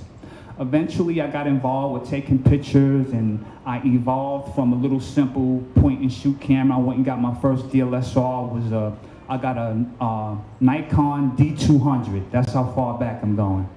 I got a Nikon D200, and then I even got a little transmitter that I can shoot the pictures and go directly to my computer.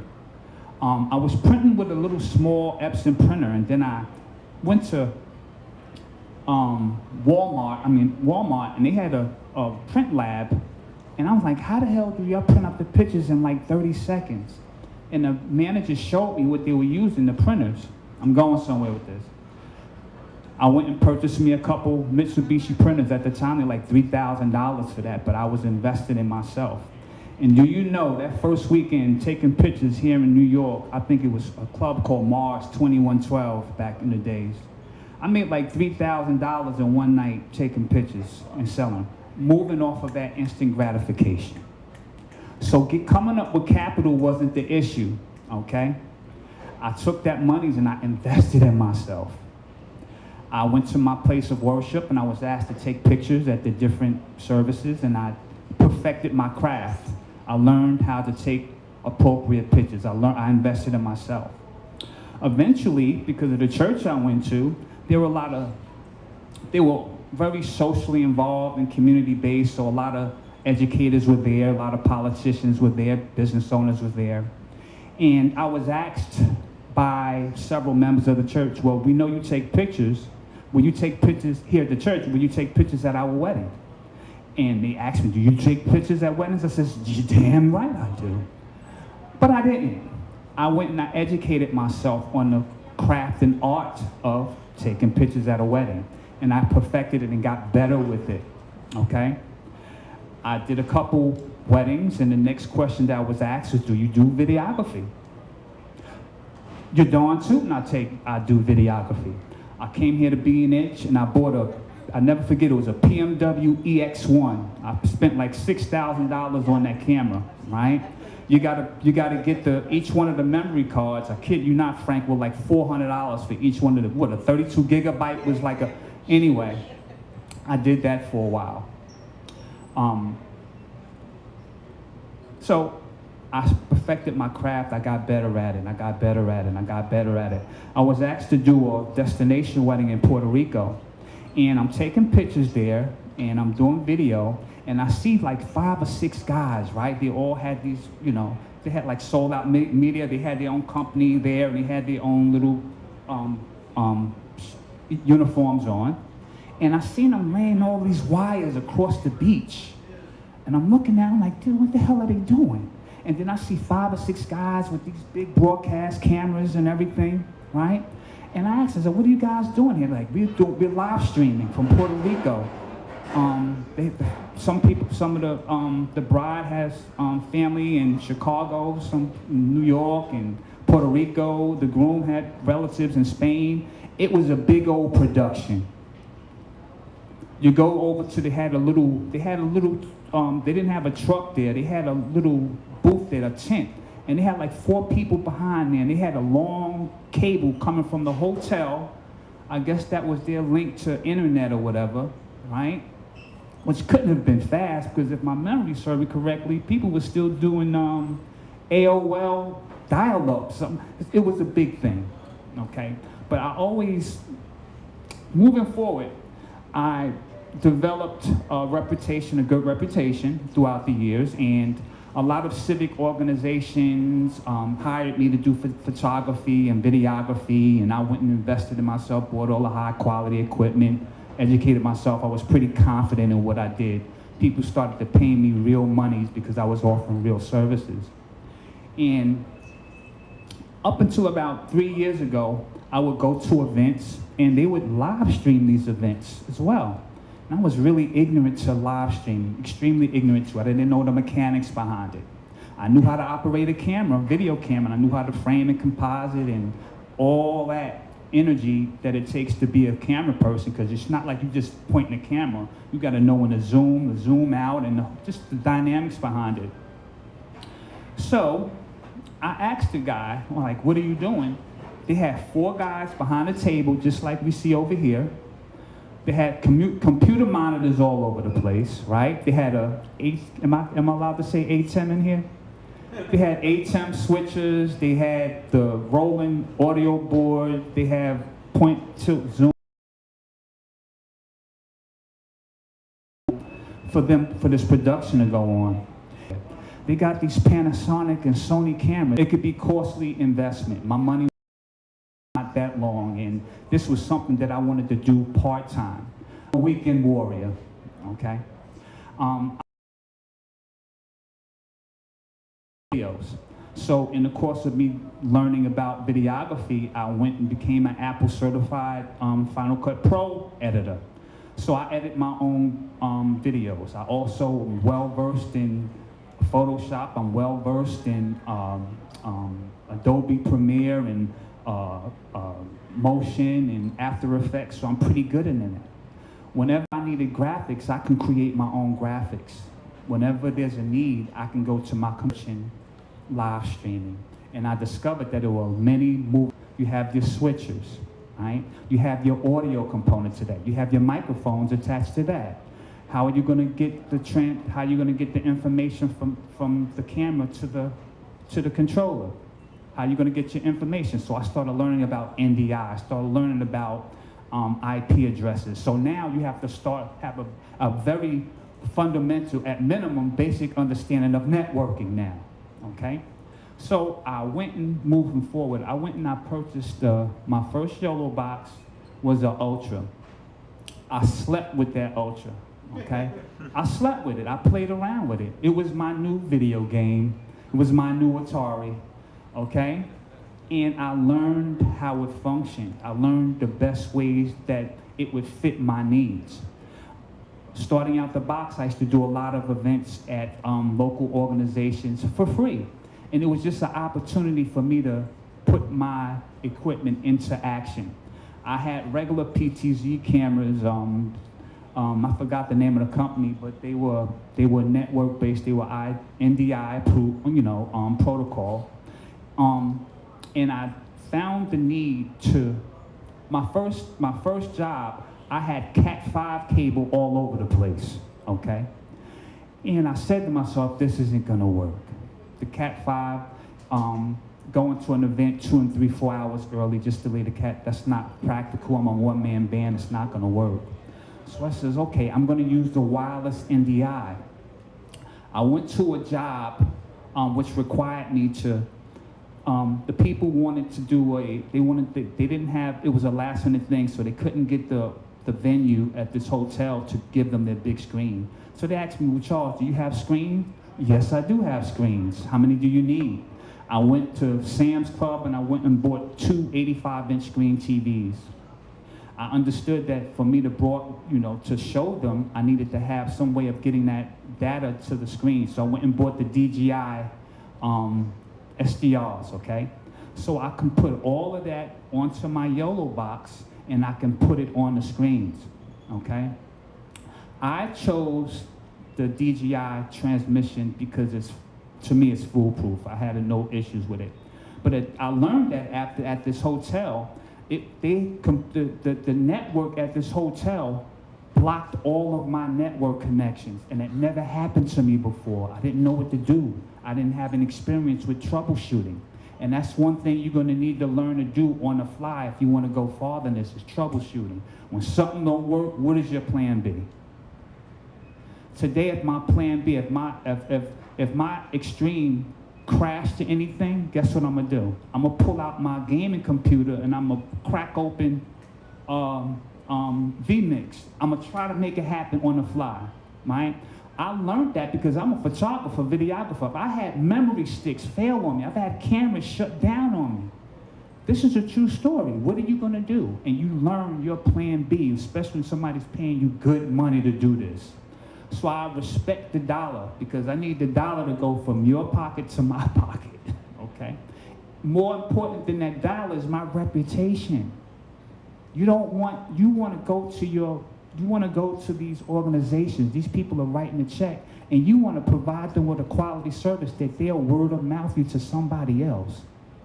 The same way I word of mouth how I respect YoloLiv and that extreme, that's what I advise people to buy because it works for me. It's very practical. Right now, you see my cameras right here, all right? I'm able to shoot wirelessly confidently. They hooked up to this YOLO, the Extreme right now. Allow me, here's the S3. Here it is. Let's say these two cameras fail. Guess what's not gonna fail? That S3 is directly connected to that. That's your plan B. So you gotta be thinking. You gotta be thinking. You have to be ambidextrous. You gotta have to think on the fly. The YoloBox Extreme will do that for you. And I'm not getting a nickel to see any of this. I'm just telling you that much of my successes today has been because of the YoloBox. Funerals, right? Who wants to do live stream a funeral? Let me tell you something. I can stay busy 6 days out the week doing funerals. I'm just telling you the honest to God truth, right? Now, in order to do a funeral, you don't have 2-3 months in advance to prepare for it, do you? You have to be able to do it. If somebody called me today, I got to be ready to do it tomorrow. I have to go home, set the graphics up, set everything up, go on YoloCast, and I'm going to go talk about YoloCast, set everything up, and provide that family member at a funeral home with a link to that funeral. That's what you can do with YoloCast and Extreme confidently. One thing you got to learn though, and this is an issue for everyone, it's not just me, that YouTube, you better learn how to use RTSP, or you need to learn how to broadcast to your own website. This way you don't get no strikes for no songs. You might get something from the FAA or whatever organization takes a look at these websites for copyrighted information or copyrighted music, but your broadcast will not be cut down, okay?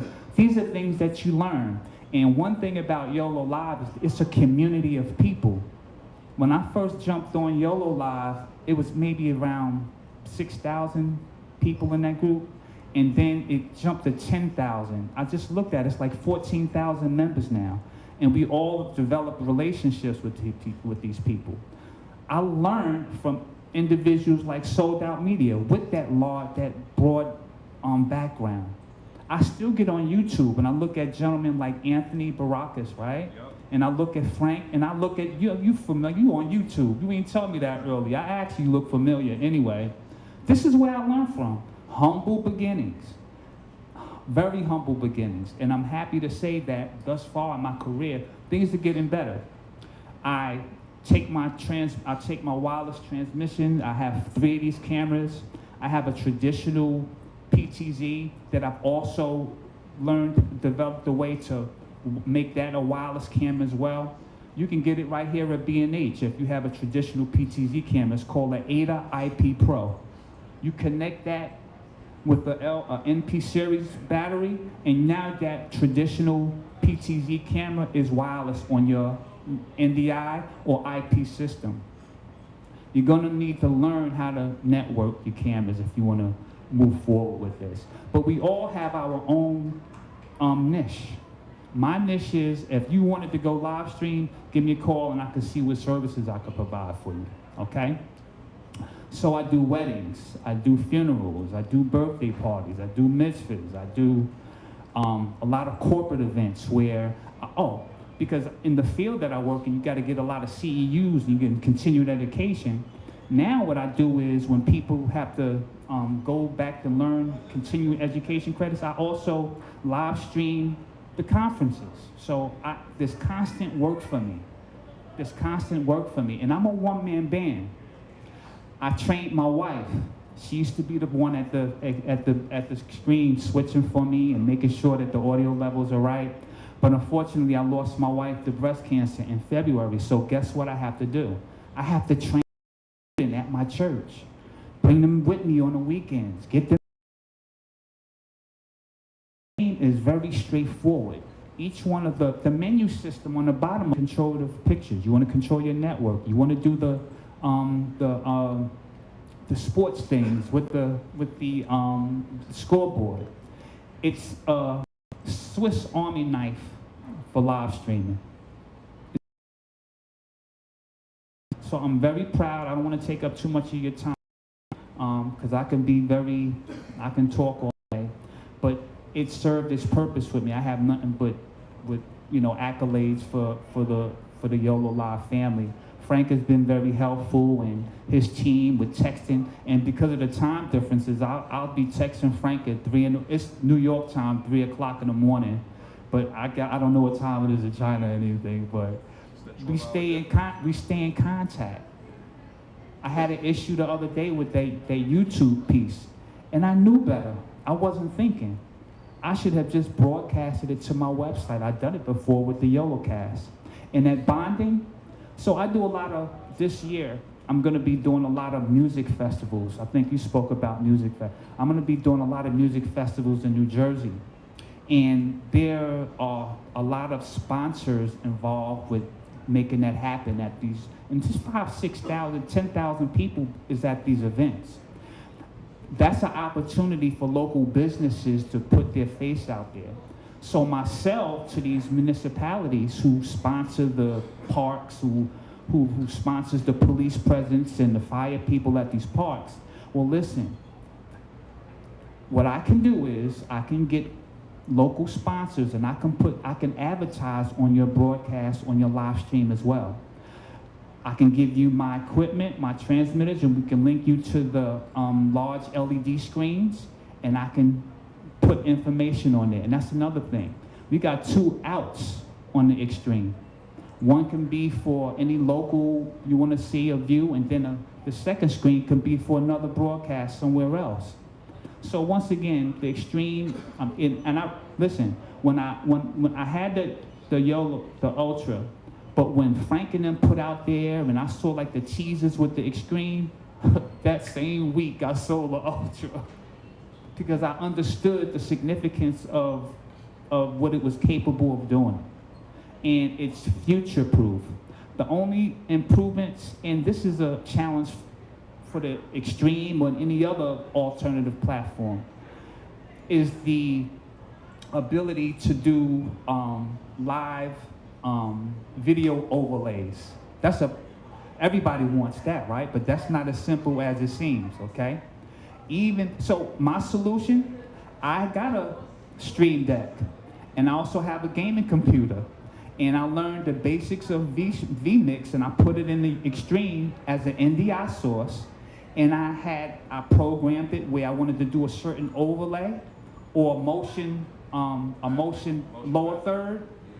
Only thing I had to do is create it in vMix, give it a chroma key background, and call it up right up and it would work perfectly. So there are workarounds to everything. But as a community of people with YoloLiv, you learn these workarounds and you let it work for you, okay? Once again, I have an audio board at home. I have the Rodecaster Pro 2. I got microphones. I got the PTZ cameras. I got the switch. I had a Miri. I'm not sure if you know what a Miri is, but a Miri is a router and it's dual bonded. So once I got my YoloCast, guess what I don't need anymore? I don't need the Miri no more. I'm selling a Miri. Matter of fact, when I finish here, I'm gonna take it over to see if B&H wanna buy it. But YoloCast has afforded me the ability to bond. I have a built-in, I have a SIM card in my Extreme, and then I have 2 hotspots. And then, being that I'm gonna be working outside a lot of different music festivals, I went and I invested in a Starlink as well, okay? Why? Because rest assured, when I bond all those services, I can just look at the top of the screen, right on the left, and I'm like, wow, it's 3 hours. No drop frames yet, huh? Of course not. You don't want that. And rest assured, I feel comfortable with the extreme in my platform and in my method of doing things, because I know when people write the check, I don't have to give no money back because I didn't live up to the standards of the contract that I made with people. And guess what? Word of mouth is my best investment, okay? So I'm not gonna take up too much time. I just wanted to offer my insights. I didn't prepare a slide. I thought it was valuably important for me to speak from the heart and speak from personal experience. You will not go wrong, and I mean out there, even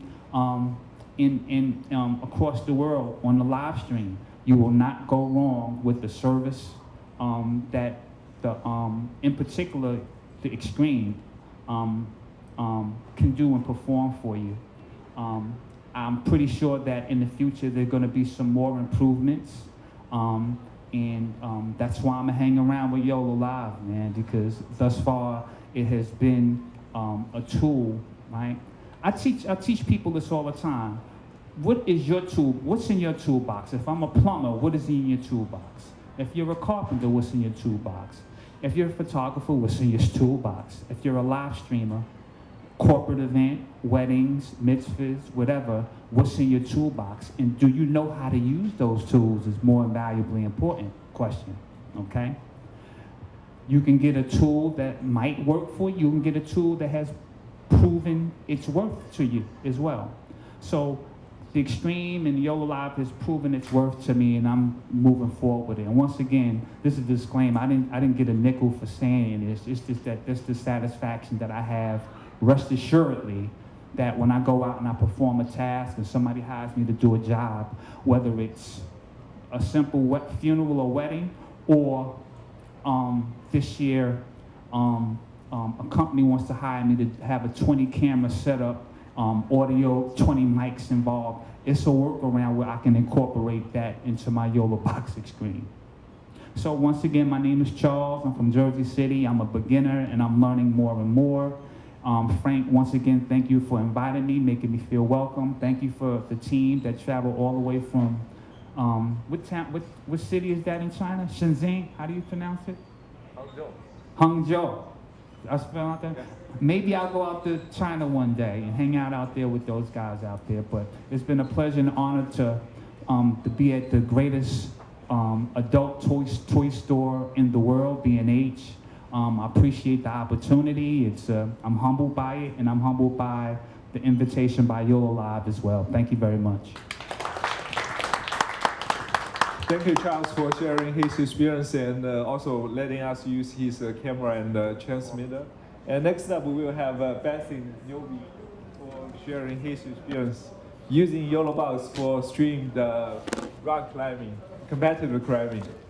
So kind of looking forward to that.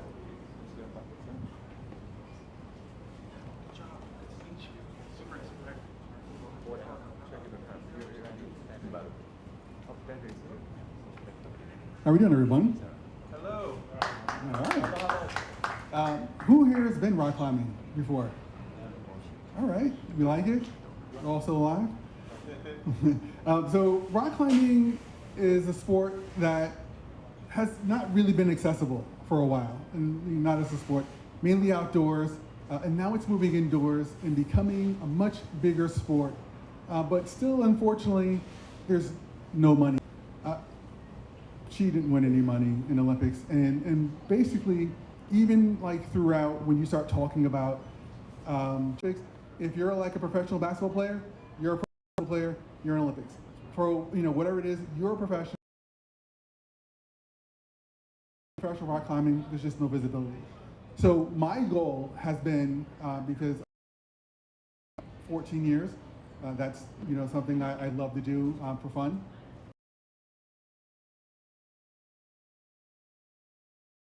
In my side hustle, rock climbing, and doing this, is I work in technology, and essentially what I do is I help businesses find solutions to their problem.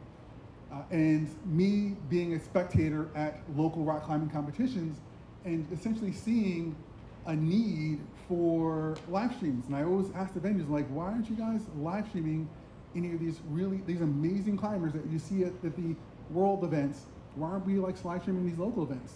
And then they, once again, it goes back to the same exact story. There is no money in rock climbing. So I was like, well, we got to be able to do this. We got to come up with a solution to be able to live stream and get the word out for rock climbing without breaking the bank. Because we all know that those large scale events, I mean, what do you say, $20,000? Right? You know, you got the band outside. I was actually watching a ping pong tournament in Tarrytown, New York, and they had like a 4 or 5 camera setup, and they had the media van outside. I was thinking, like, how much money is going into live streaming ping pong? Like, it was like, for me, it blew my mind. But like, just really understanding, I wanted to help the growth sport. I wanted to put it out there, but I didn't have the $20,000 per event budget to do that. So here I am trying to come up with a solution. And then like really just kind of thinking about what that solution looked like. I looked at a lot of different avenues when you start talking about using a laptop, and then just all the different things, but just really understanding that, number one, rock climbing venues were not built with competition in mind. It was literally built for people to go, hang out, and climb. Right? That's what they're all about. That's all rock climbing gyms were built for. They didn't think about competition and people making money in stadiums and spectators. And then so when you look, like, this is a crowd at a rock climbing competition, and literally there'll be times when people are climbing here, there are actually people back underneath here as well, and they're like, okay, so now we're done over here, and now the crowd has to completely shift to a different part of the gym. And then also, not to mention that these are plaster walls with no power outlets anywhere inside. So here I am trying to come up with a solution to be able to, at a minimum, live stream this. And I've seen some companies that roam around with iPads, and literally like iPads, and people were getting paid to do this, to roam around with an iPad and live stream this shaky video. I was like, there's got to be a better way. They really give the sport the vision that it needs, the visibility that it needed. Am I going at your shot there? And then so we start talking about crowd shifting, no power anywhere. My ideal solution was completely wireless. That was my goal. We got to be able to live stream this entire event and be mobile as mobile can be. So no wires anywhere. And so when I walk into the gym, and when I was first bringing this up and trying to promote this to the gym owners, they're like, what do you need from me? Like, I was like, all I need is Wi-Fi. And they're like, what else? Like, we can put a table up, because they've tried, live streaming in the past, and they've had, the wires everywhere and the tables and the booths, and I'm like, all I need is Wi-Fi. And they took a while. We've been doing this about 3 years. It took a while for them to understand that, like, all I really needed was Wi-Fi after I, really came up with the actual proper kit that was centered around the YoloBox, because I don't have to worry about the laptop. Like, even just doing this simple presentation, you got the wire coming out. I didn't have to do the laptop. I needed to be very mobile, because not only was I using the YoloBox as a broadcaster, but I was also one of the cameramen at the same time. I'm sure a lot of you already know about, like, being the all-in-one. And then so when it came to that, everything had to be mobile. I had to complete wireless, and when we were talking about, like I said, solo control, no laptops, everything had to be on the go. And one of the things, like you can see in the picture before, the lighting in the actual space was always dark. And then so having to deal with and fumble with laptops and trackpads and stuff like that was not an option. And then when you have, of course, the nice bright screen of the YoloBox, I was like, this is going to work. And you saw how crowded it was out in that picture on that floor. And we had to try to get the cameras, our camera setup. Our typical setup was a 3-camera setup. And we wanted to get that and make that happen without obscuring and obstructing the view of the crowd as well. So I didn't want to be in front of the crowd, although a lot of times we do end up in front of the crowd because those crowds can be very rowdy. When we start talking about that, I wanted it to be a very small footprint where I wasn't in the way and we can be as mobile as possible to shift with the crowd as needed. And then so we started off, in the beginning, we started off with the YoloBox Pro. 3 years ago, I think it was. We started the YoloBox Pro just basically as a beta. It was a 2-camera setup. And so we basically had 2 cameras set up, YoloBox Pro, and everything was wireless. So we paired that with the Hollyland at that time. It was the Hollyland, it wasn't the Pyro, it was the one before that. Can't remember what it was, but we use the Pyro H now because it's way better connectivity. And we had the 2 cameras set up and just pointed at the back of the 2 climbers on the wall. Typically they would go up the wall two at a time, right? One male, one female, this problem, that problem. And it was, really cool. And I was looking at the situation. I was just like, this is really boring, right? Staring at the backs of the climbers is what we typically do, but I wanted to give it a better, better feel for the home audience. So we introduced the man on the mat, what I like to call him, with basically a person with a gimbal that can get shots from the wall out and actually get the crowd shots in really cool perspective, and which offered just so much more, not only from a live stream perspective, but also post, when we're posting on social and all the really cool stuff. And we actually do record to our cameras and share all of our footage with our climbers, or with the people who competed afterwards, to so they can basically shout us out on social and make things happen. My name is Basim, by the way. I didn't introduce myself, did I? I didn't give my name. So Basim Newby, I'm sorry. But then, so when we start talking about the actual quality, I was trying to find a lightweight, portable, good solution when it came to streaming. But I really, as an amateur photographer, I do a lot of work when they start talking about just learning material. And I was always about the quality of the video, and I could not find better quality than your typical DSLR. So we actually gravitated towards the Canon infrastructure, and when we start talking about that, we just very simple setup. We do the 16 to 28 for the gimbal operated camera, and then the 28 to 105 for basically the tripod mounted cameras. It gives us everything we need, all the angles we need, as close as we need to be, without there being any poor quality like the iPad. I cannot believe that. You can actually see that live stream if I can find that link.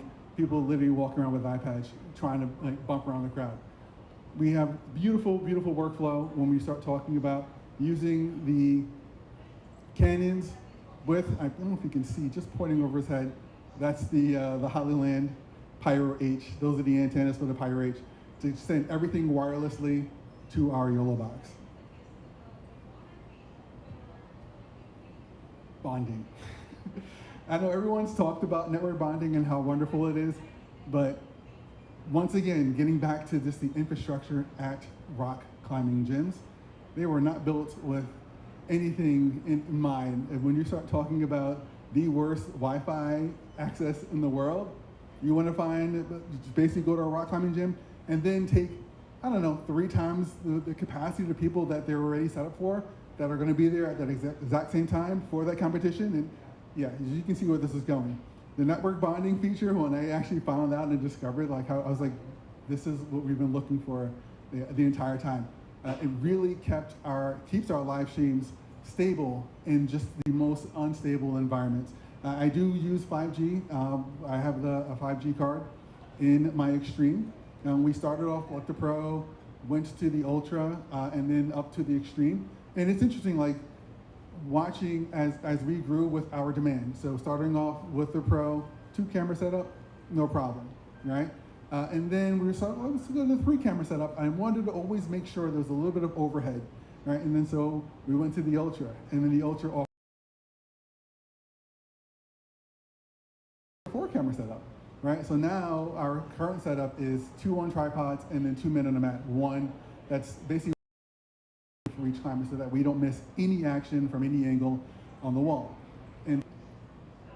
And when you start talking about, there's a conversation. We've had this in the forums about the stability. So we try to offer a 2 minimum when we start talking about our live streams. Everyone's like, 1080p is all you need. But I'm looking at the numbers for our actual live streams on YouTube. And I noticed that the majority of the people that are actually watching our live streams, they're at home watching on their smart TVs or at work on their computers. And then so when you look at that number, like over 70% of our viewers are watching on big screens. And this is a whole nother conversation and argument we can get into, but if the hardware supports it, which it does really well, why wouldn't we just give it to them and give them the home users the love? And I've actually got several compliments from people saying oh my God, check this out on a big screen. This is so awesome that it looks so clear. And that's just something to really kind of think about and consider looking at those numbers. We mainly stream to YouTube. I don't know what other platforms you guys stream to. We stream to YouTube, and we always are pushing out at a 2K minimum, aiming for 4K, of course, depending on the infrastructure. Okay, so I was kind of talking about our setup. So our typical comp kit, right? So right now I'm looking at what is the solution, right? And so my goal was to create this all-in-one kit that I can literally roll out to anyone. And then so we talk about that. We use either the Ultra or the Extreme. No longer use the Pro because it doesn't really support what we want. If I'm going with a 3-camera setup, then we'll go with the Ultra. But then it's going to be the 3 cameras, the R5C, tripod, and mobile, right? So we have 2 tripod mounted, 1 mobile. Hollyland Pro H, fantastic. I mean, I see we have the DJI ones, fantastic as well. And then when you start talking about audio, this is YoloLiv's audio, right? Typically, and this is one of the places where we are striving for to really improve. When you start talking about local competitions, we don't really have control. Like, we literally just come in, and I'll get into some stories about how I literally just kicked the door down and just started live streaming. But they typically just have an MC on a mic, right? They don't have anything set up, or in the sense of commentators, and then because that of course costs money, and then there is no money in rock climbing. So typically what we'll do is we'll just tap into the commentators, or the MC, not the commentators, but the MC's microphone. And that MC is there to be the hype person for rock climbing, but not necessarily someone that's going to be talking to the home audience. I don't know if you guys can kind of imagine someone just yelling into your ear the entire time while you're trying to watch something on TV, but that's what it's all about. But so we will split that mic audio, we'll just split it out and then just go wireless from either our DJI, or we are just getting into the Hollyland Lock Max 2, which are wonderful. I don't know if you guys have checked those out. Fantastic. The noise canceling in those are really good when it comes to DJ music playing in the venues. We have DJs that are always playing for these competitions in the venues, and it can be tough to try to pull in clean mic audio when you have DJ copyrighted music playing onto YouTube. That's been our biggest roadblock, but we are getting there. In our new iteration, we're actually doing community-sourced, crowdsourced, essentially, announcers that will actually tune in through the guest, right? We'll bring them into the live stream as guests, and then they will actually tune in and then pull in that, and then we can just basically have commentary straight through the guest feature and through the YoloBox, which is fantastic. You don't have to think about anything else other than just putting an incident invitation out, and then they're back in and ready to go. When it comes to my overlays, now, this is the one place where I can't wait. Everything else has been wonderful, but when it comes to the overlays, there just isn't anything for rock climbing. And when you start talking about the solution that I was looking for, it just wasn't there, whether it's with YOLO or even any other third-party providers out there. So I actually created my own overlays. I actually created a full solution that actually ties in the timer, because when you have the timer as well, once again, they were doing random things using laptops, and I was like, well, there's got to be a better way. So I actually created a solution that allows them to control, just basically set up a timer that just displays on any mobile device or any device that's connected to the internet. They can control it from their mobile device, and it also synchronizes with the live stream. And with that as well, I pulled that into basically my own overlay master suite. So I just created that and have my overlays so I can show athletes cards, athletes statistics, as well as show sponsors overlays as well that are sponsoring the events. It was something that I had to do. I know it's coming. I know you guys are working on it, but for climbing, I just had to make it happen. So when we start talking about high value, so we started with local comps, and we've live streamed over, I think we're at 50 comps at this point, 50 local competitions.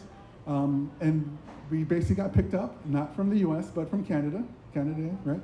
So the CEC, which is basically the Canadian national team, actually picked us up for all of their national events. We're actually heading out tomorrow to Canada to live stream one of their national events as well, which is pretty cool. But so this will be a higher value event. So of course we're bringing out the stream, we're not doing the ultra. Minimum 4 camera setup. We do anywhere from 4 to 5 for them. Tripod mounted, highly LAN, full workflow when you start talking about that, from audio as well as wireless video. We do try to bring in live commentary because they have the budget for it. But if not, we'll bring in the same people right from home, right? We want to have commentary and make that happen. And the Yolo just makes it easy to whichever way we're going to go with that, which I think is pretty.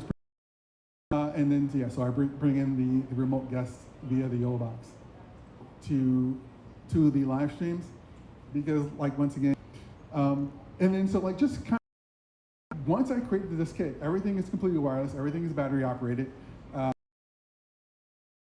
In Brooklyn, actually, right off the piers, North Face sponsored it, over the water, which I thought was kind of, and I was like, hey, I will live stream your events. Everything was battery operated.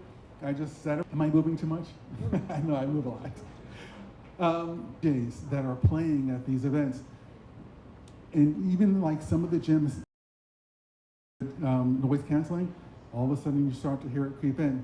And so, like, for me, I was like, what's the actual solution? And, like, thankfully, a lot of these new wireless microphones come with that noise canceling that works so great. So when it comes to me bringing in, because I don't want to just have the MC, I don't want to just have the announcers, I want to still bring in some of that crowd noise, the crowd hype, and I can do that now just by basically setting up the Lark, the Max 2, and then literally taking one of them and putting it like under a stage, and then putting the noise canceling on and dialing it back a little bit, and it's perfect. No music playing in the background. You get the crowd when they get really loud, and then we can pull in announcers as well on top of that. It was really a great solution for that.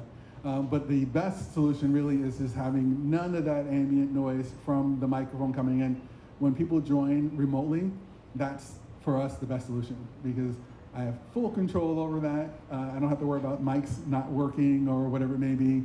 And so when we start talking about that, that remote guest option, that is such a huge, I don't know, like, people don't use that enough, I think, when you start talking about the YoloBox features. It's such a huge win for us when we're using the YoloBox. So when we start talking about the quality, right? So my goal was to create a quality product that can basically give the sport the look of the eyes that it needs. And then the comments on YouTube speak for themselves. And so when you start talking about, such great, better camera work than the IFSC, the International Federation of Sports Climbing, or World Climbing as we know them, our quality is better. And I'm not like trying to brag, whatever, but like, this is what we're striving for. And the people have spoken, and they really tell us about what we've been doing. We've been growing very, very quickly. So if you haven't subscribed yet, subscribe now, Beta Breakers. And we want to continue to grow. So right now, like, when we're done, I'm gonna grab my next YoloBox, because right now my only limitation is the amount of YoloBoxes we have. We can only stream, we typically do a double live stream every weekend during the actual competition season, which runs from September all the way through May. And the demand has been increasing and increasing and increasing. So I need to get another YoloBox, unfortunately. Not unfortunately, right? Right, and so right now it's about just expanding, and I'm really excited to grab that next YoloBox and then move on to that next chapter in our journey. So I don't know if you guys have, I don't think I have anything else going on here, do I? Yeah, no. Any questions about? I didn't think you would. All right, well, thank you all for your time. And we'll see you at the next one. Let's have a short break. And speaking of getting more YoloBox, we will be doing raffle giveaways. And we have two remaining speakers. Sorry? Yeah, we will do giveaways. Yeah, awesome. And we'll do a lottery, actually. So we'll starting again in 10 minutes, maybe. Oh, yeah, Bobby. Awesome.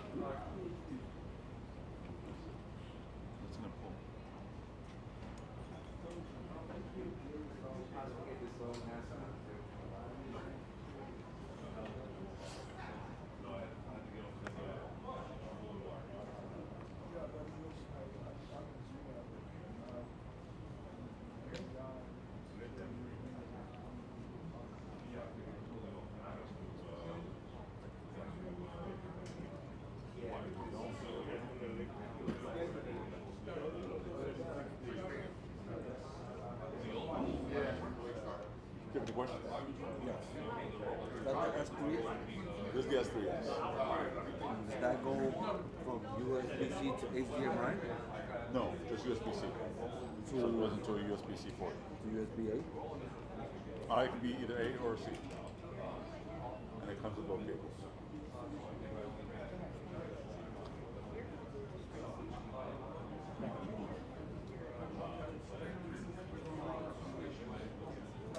So right now,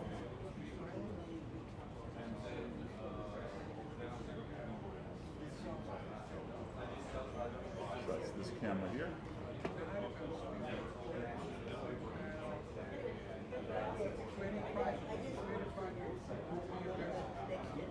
Then you have YoloLiv. I just bought a YoloBox about a week and a half ago. I bought a Mini, and I built a rig for live streaming boxing events. audio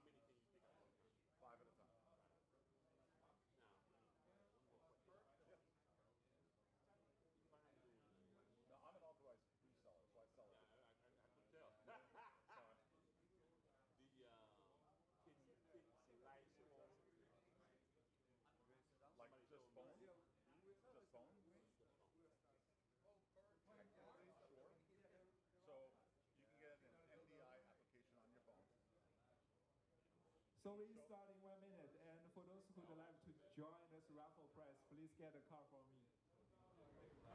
We'll be giving away a YoloCan S3 and also the special discount. Then whether you purchase from B&H or from us. Only one for each person. Yeah, because we're looking. Oh, you have this stuff. No, only here. So yeah. Oh, okay. Okay. What's that? Only limited numbers. If I get a boom mic, Yeah, get one. Get one. Yeah, it's okay. YoloBox. You offer a middle. Do you want TRS one? and TRX? USB. No, for the mic. It's not mine. It's not USB. Yeah. Anyone else So want you're cards? trying to connect it. So there's a line in, or you can use USB. USB would be better because it's digital. The only USB I got is the power on the mini. The mini what? The mini YoloBox. So I have the YoloBox. I'm trying to connect the boom mic into the line in. Does it make a difference which? Okay, so the boom mic is what, XLR? No, it's Did you get your card? 3.5. No. You got your card. Did you guys get your Oh, card? it's a 3.5. Oh, so then Okay. TRS or TRI? TRS is usually for a cell phone. So when you have audio, Did you guys all get your cards? Okay, everyone. Okay. So cool. you're gonna, it's a question. I want to ask somebody that can't explain them because I forget about them.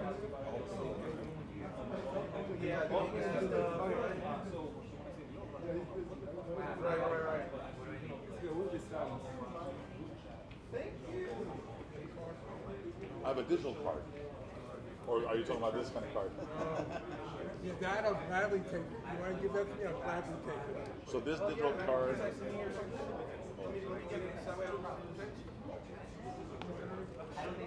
Make it 1 minute and a half. Let's get seated and we'll start again. Oh, no. It's just stop. That's it? Yeah. So next up is Chris. You can close that. Do you want to give me Not that. keep my Oh, got it. Now you can just hit the check mark. So that'll save in your phone. So now you have. I just have the up and down arrow right here. So just throw that out. Oh. Hey, cool. We're live. We're back in session. How's everybody doing? Everybody have a nice day so far? Cool. Wow, that's like weak. Like I'm honestly, I'm starting off. I'm having a little bit of a rough day. You guys ever have one of those days where it's like everything goes wrong right from the start? Wow, that's like. Okay, wait. Is anybody in here a live streamer? So then you know what I'm talking about by saying everything just goes wrong right from the start. But it's live, so we have to keep going. So truth be told, I actually have this really cool, nice set of cards for what I'm talking about today. And they're beautifully written, so I can easily get to them. And anybody who wants to visit me at home, they're sitting on my desk right now. So I'm hoping the pictures up here really like reflect something. So let me, and sure, it's going out live to thousands of people, right? Cool. Okay, so that good-looking guy is me. This not so good-looking guy is the older me. That's who I wish I still was. Okay, let me give a quick overview, just so you guys see who I am. My company is A2E Livestream. I thought this, here we go. So we are a professional service live streaming company. I have custom lighting kits that I could bring with me wherever I go. Professional audio equipment, and not just for the person speaking, but also the environmental audio. So we pick up the background sound, which was talked about before, cinematic cameras, cinematic lenses, everything at a pro grade, but of course the right camera for the right job. At my company, we do a huge variety of work, and some of that work includes corporate events like keynote speakers, public engagement, corporate addressment. I specialize in funerals. That's probably 85% of the work that I do. Virtual learning, educational, interactive, so we have the two-way back and forth. I get into theater work a little bit. I love live performances, live music. That's like the dream job for the people who actually have the money to do it. and fitness. That is actually where I got my start in this. And any special occasion that comes up where you need that memory to last just a little bit longer than the day ahead. Now, that is who I am as a company now. But as I'm listening to everybody talk, he's not for me, right? Okay, I hear the sirens. As long as it's not for me, we're good. So that is where I am right now as a company, and I'm really proud of what I've done, but like so many other people who spoke today, we're here at this stage out of need. We've grown out of a necessity, we've grown out of adaptation, and so if you look on the left side, the James Bond look, I'll give you a little background on that. So I have a background in the sign industry. I was a professional in the sign industry, even an award winner in the International Sign Association. Something else to be proud of? All right, but truth be told, in the sign industry, you don't wear a tux to get the award. I'm just excited for the opportunity to look like James Bond. Now, the other picture was my side job. That was a candid shop at a gym that I work at when they said, hey, we need headshots for you. And here comes the camera and click, and that's what I got stuck with. But I am also a personal trainer and a group fitness instructor. And so at that point in my life, and we're talking 2019 going into 2020, I had a really full, enriched life. I was busy, I was successful, I had anything and everything I wanted, and then all of a sudden one day I went from looking like James Bond to the COVID shut-in shag look. This is my COVID profile picture. God, it looks terrible up close. Anyway, like so many other people, what I did next was born out of need and necessity and adaptation, because during this time, the worst thing happened. Actually, while my hair was still looking good from the previous picture, it was the year 2020. It was March, Friday the 13th. What a lucky day. I picked up the phone and said, and got the phone call that said, hey, somebody got COVID. Don't come into work. You might be infected. Gym closed down. I'm out of gym work. My company was still open, but they said, yeah, but you were connected with someone with COVID. You don't get to come in here. I stayed home later on that day because of the money issues leading up to it. My paycheck got cut in half. And then later on that day, to make matters worse, my hot water tank went. And so when you're in the middle of COVID, a $900 job turned into a $2,500 job. And then the money kept going up and up and up, or my expenses kept going up and up and up, and my pocket was getting smaller and smaller and smaller while life sucked. But as a personal trainer and fitness instructor, I started getting a lot of phone calls from the people who took my class. Hey, what do we do? I need to stay in shape because we're stuck at home. We can't go to the gym. So that was kind of cool because that was the birth of the living room workout. Now that looks pretty cool up here right now. Yeah, the image got a little compressed. Sorry about that. So this was really the start of my live streaming. I needed to do something, so I took one resource and I combined it with a hobby, because up to this point, what I really was a hobbyist photographer at best, and my camera, if anybody knows what this is, it was the Nikon D3300. By today's time, did you say you still have it? Okay, so I still have mine, and there is a club on Facebook that people who actually support that camera. I was really surprised to see that that exists. So in order to get this great image, you know what, let me just be truthful about this. This was not my first live stream, because my first live stream was actually a MacBook Pro 16-inch that didn't quite fit all of me in, and for some reason, I had this weird clip-on lens. You would clip over the camera on the laptop, and it created a wide angle, which is really more like a fisheye. And I will embarrass myself, my very first live stream, it looked like that. That's pretty bad, right? But you know what? It satisfied a need, and people watched it because they needed to exercise and stay in shape. And let's get that off the screen real fast, because that is, Okay. It's Nikon D3300. It came with a cable that connects to the computer and it works. Okay, so it sort of works by the instruction manual. Not exactly like the instruction manual. The cable didn't actually fit my computer the right way, so there were adapters. Once I finally got that to the non-plug and play to actually work, next element of this, the D30 does not just stay open, so, you know, after, so somebody created this cool Nikon camera control, so I took advantage of that. So yes, I was willing to void the warranty on the camera that, well, images out of it. And good, because I had such a great response at the height. I had 3,000 people watching me exercise at home in my living room. I started out each morning, welcome to my living room. We work out in small spaces, but we get big results thanks to your amazing energy, and I jumped right into the workout with music. I started getting into mixing it better. I started getting different camera angles on this.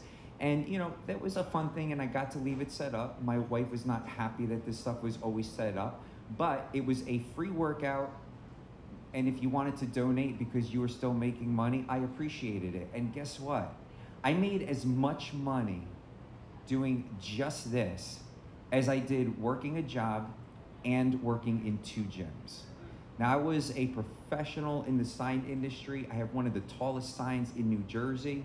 I have one of the coolest canopies up at outside Rockefeller Center. I've done some really cool, amazing things worldwide. Now I'm stuck at home doing living room workouts. So I got through that point. I don't even know what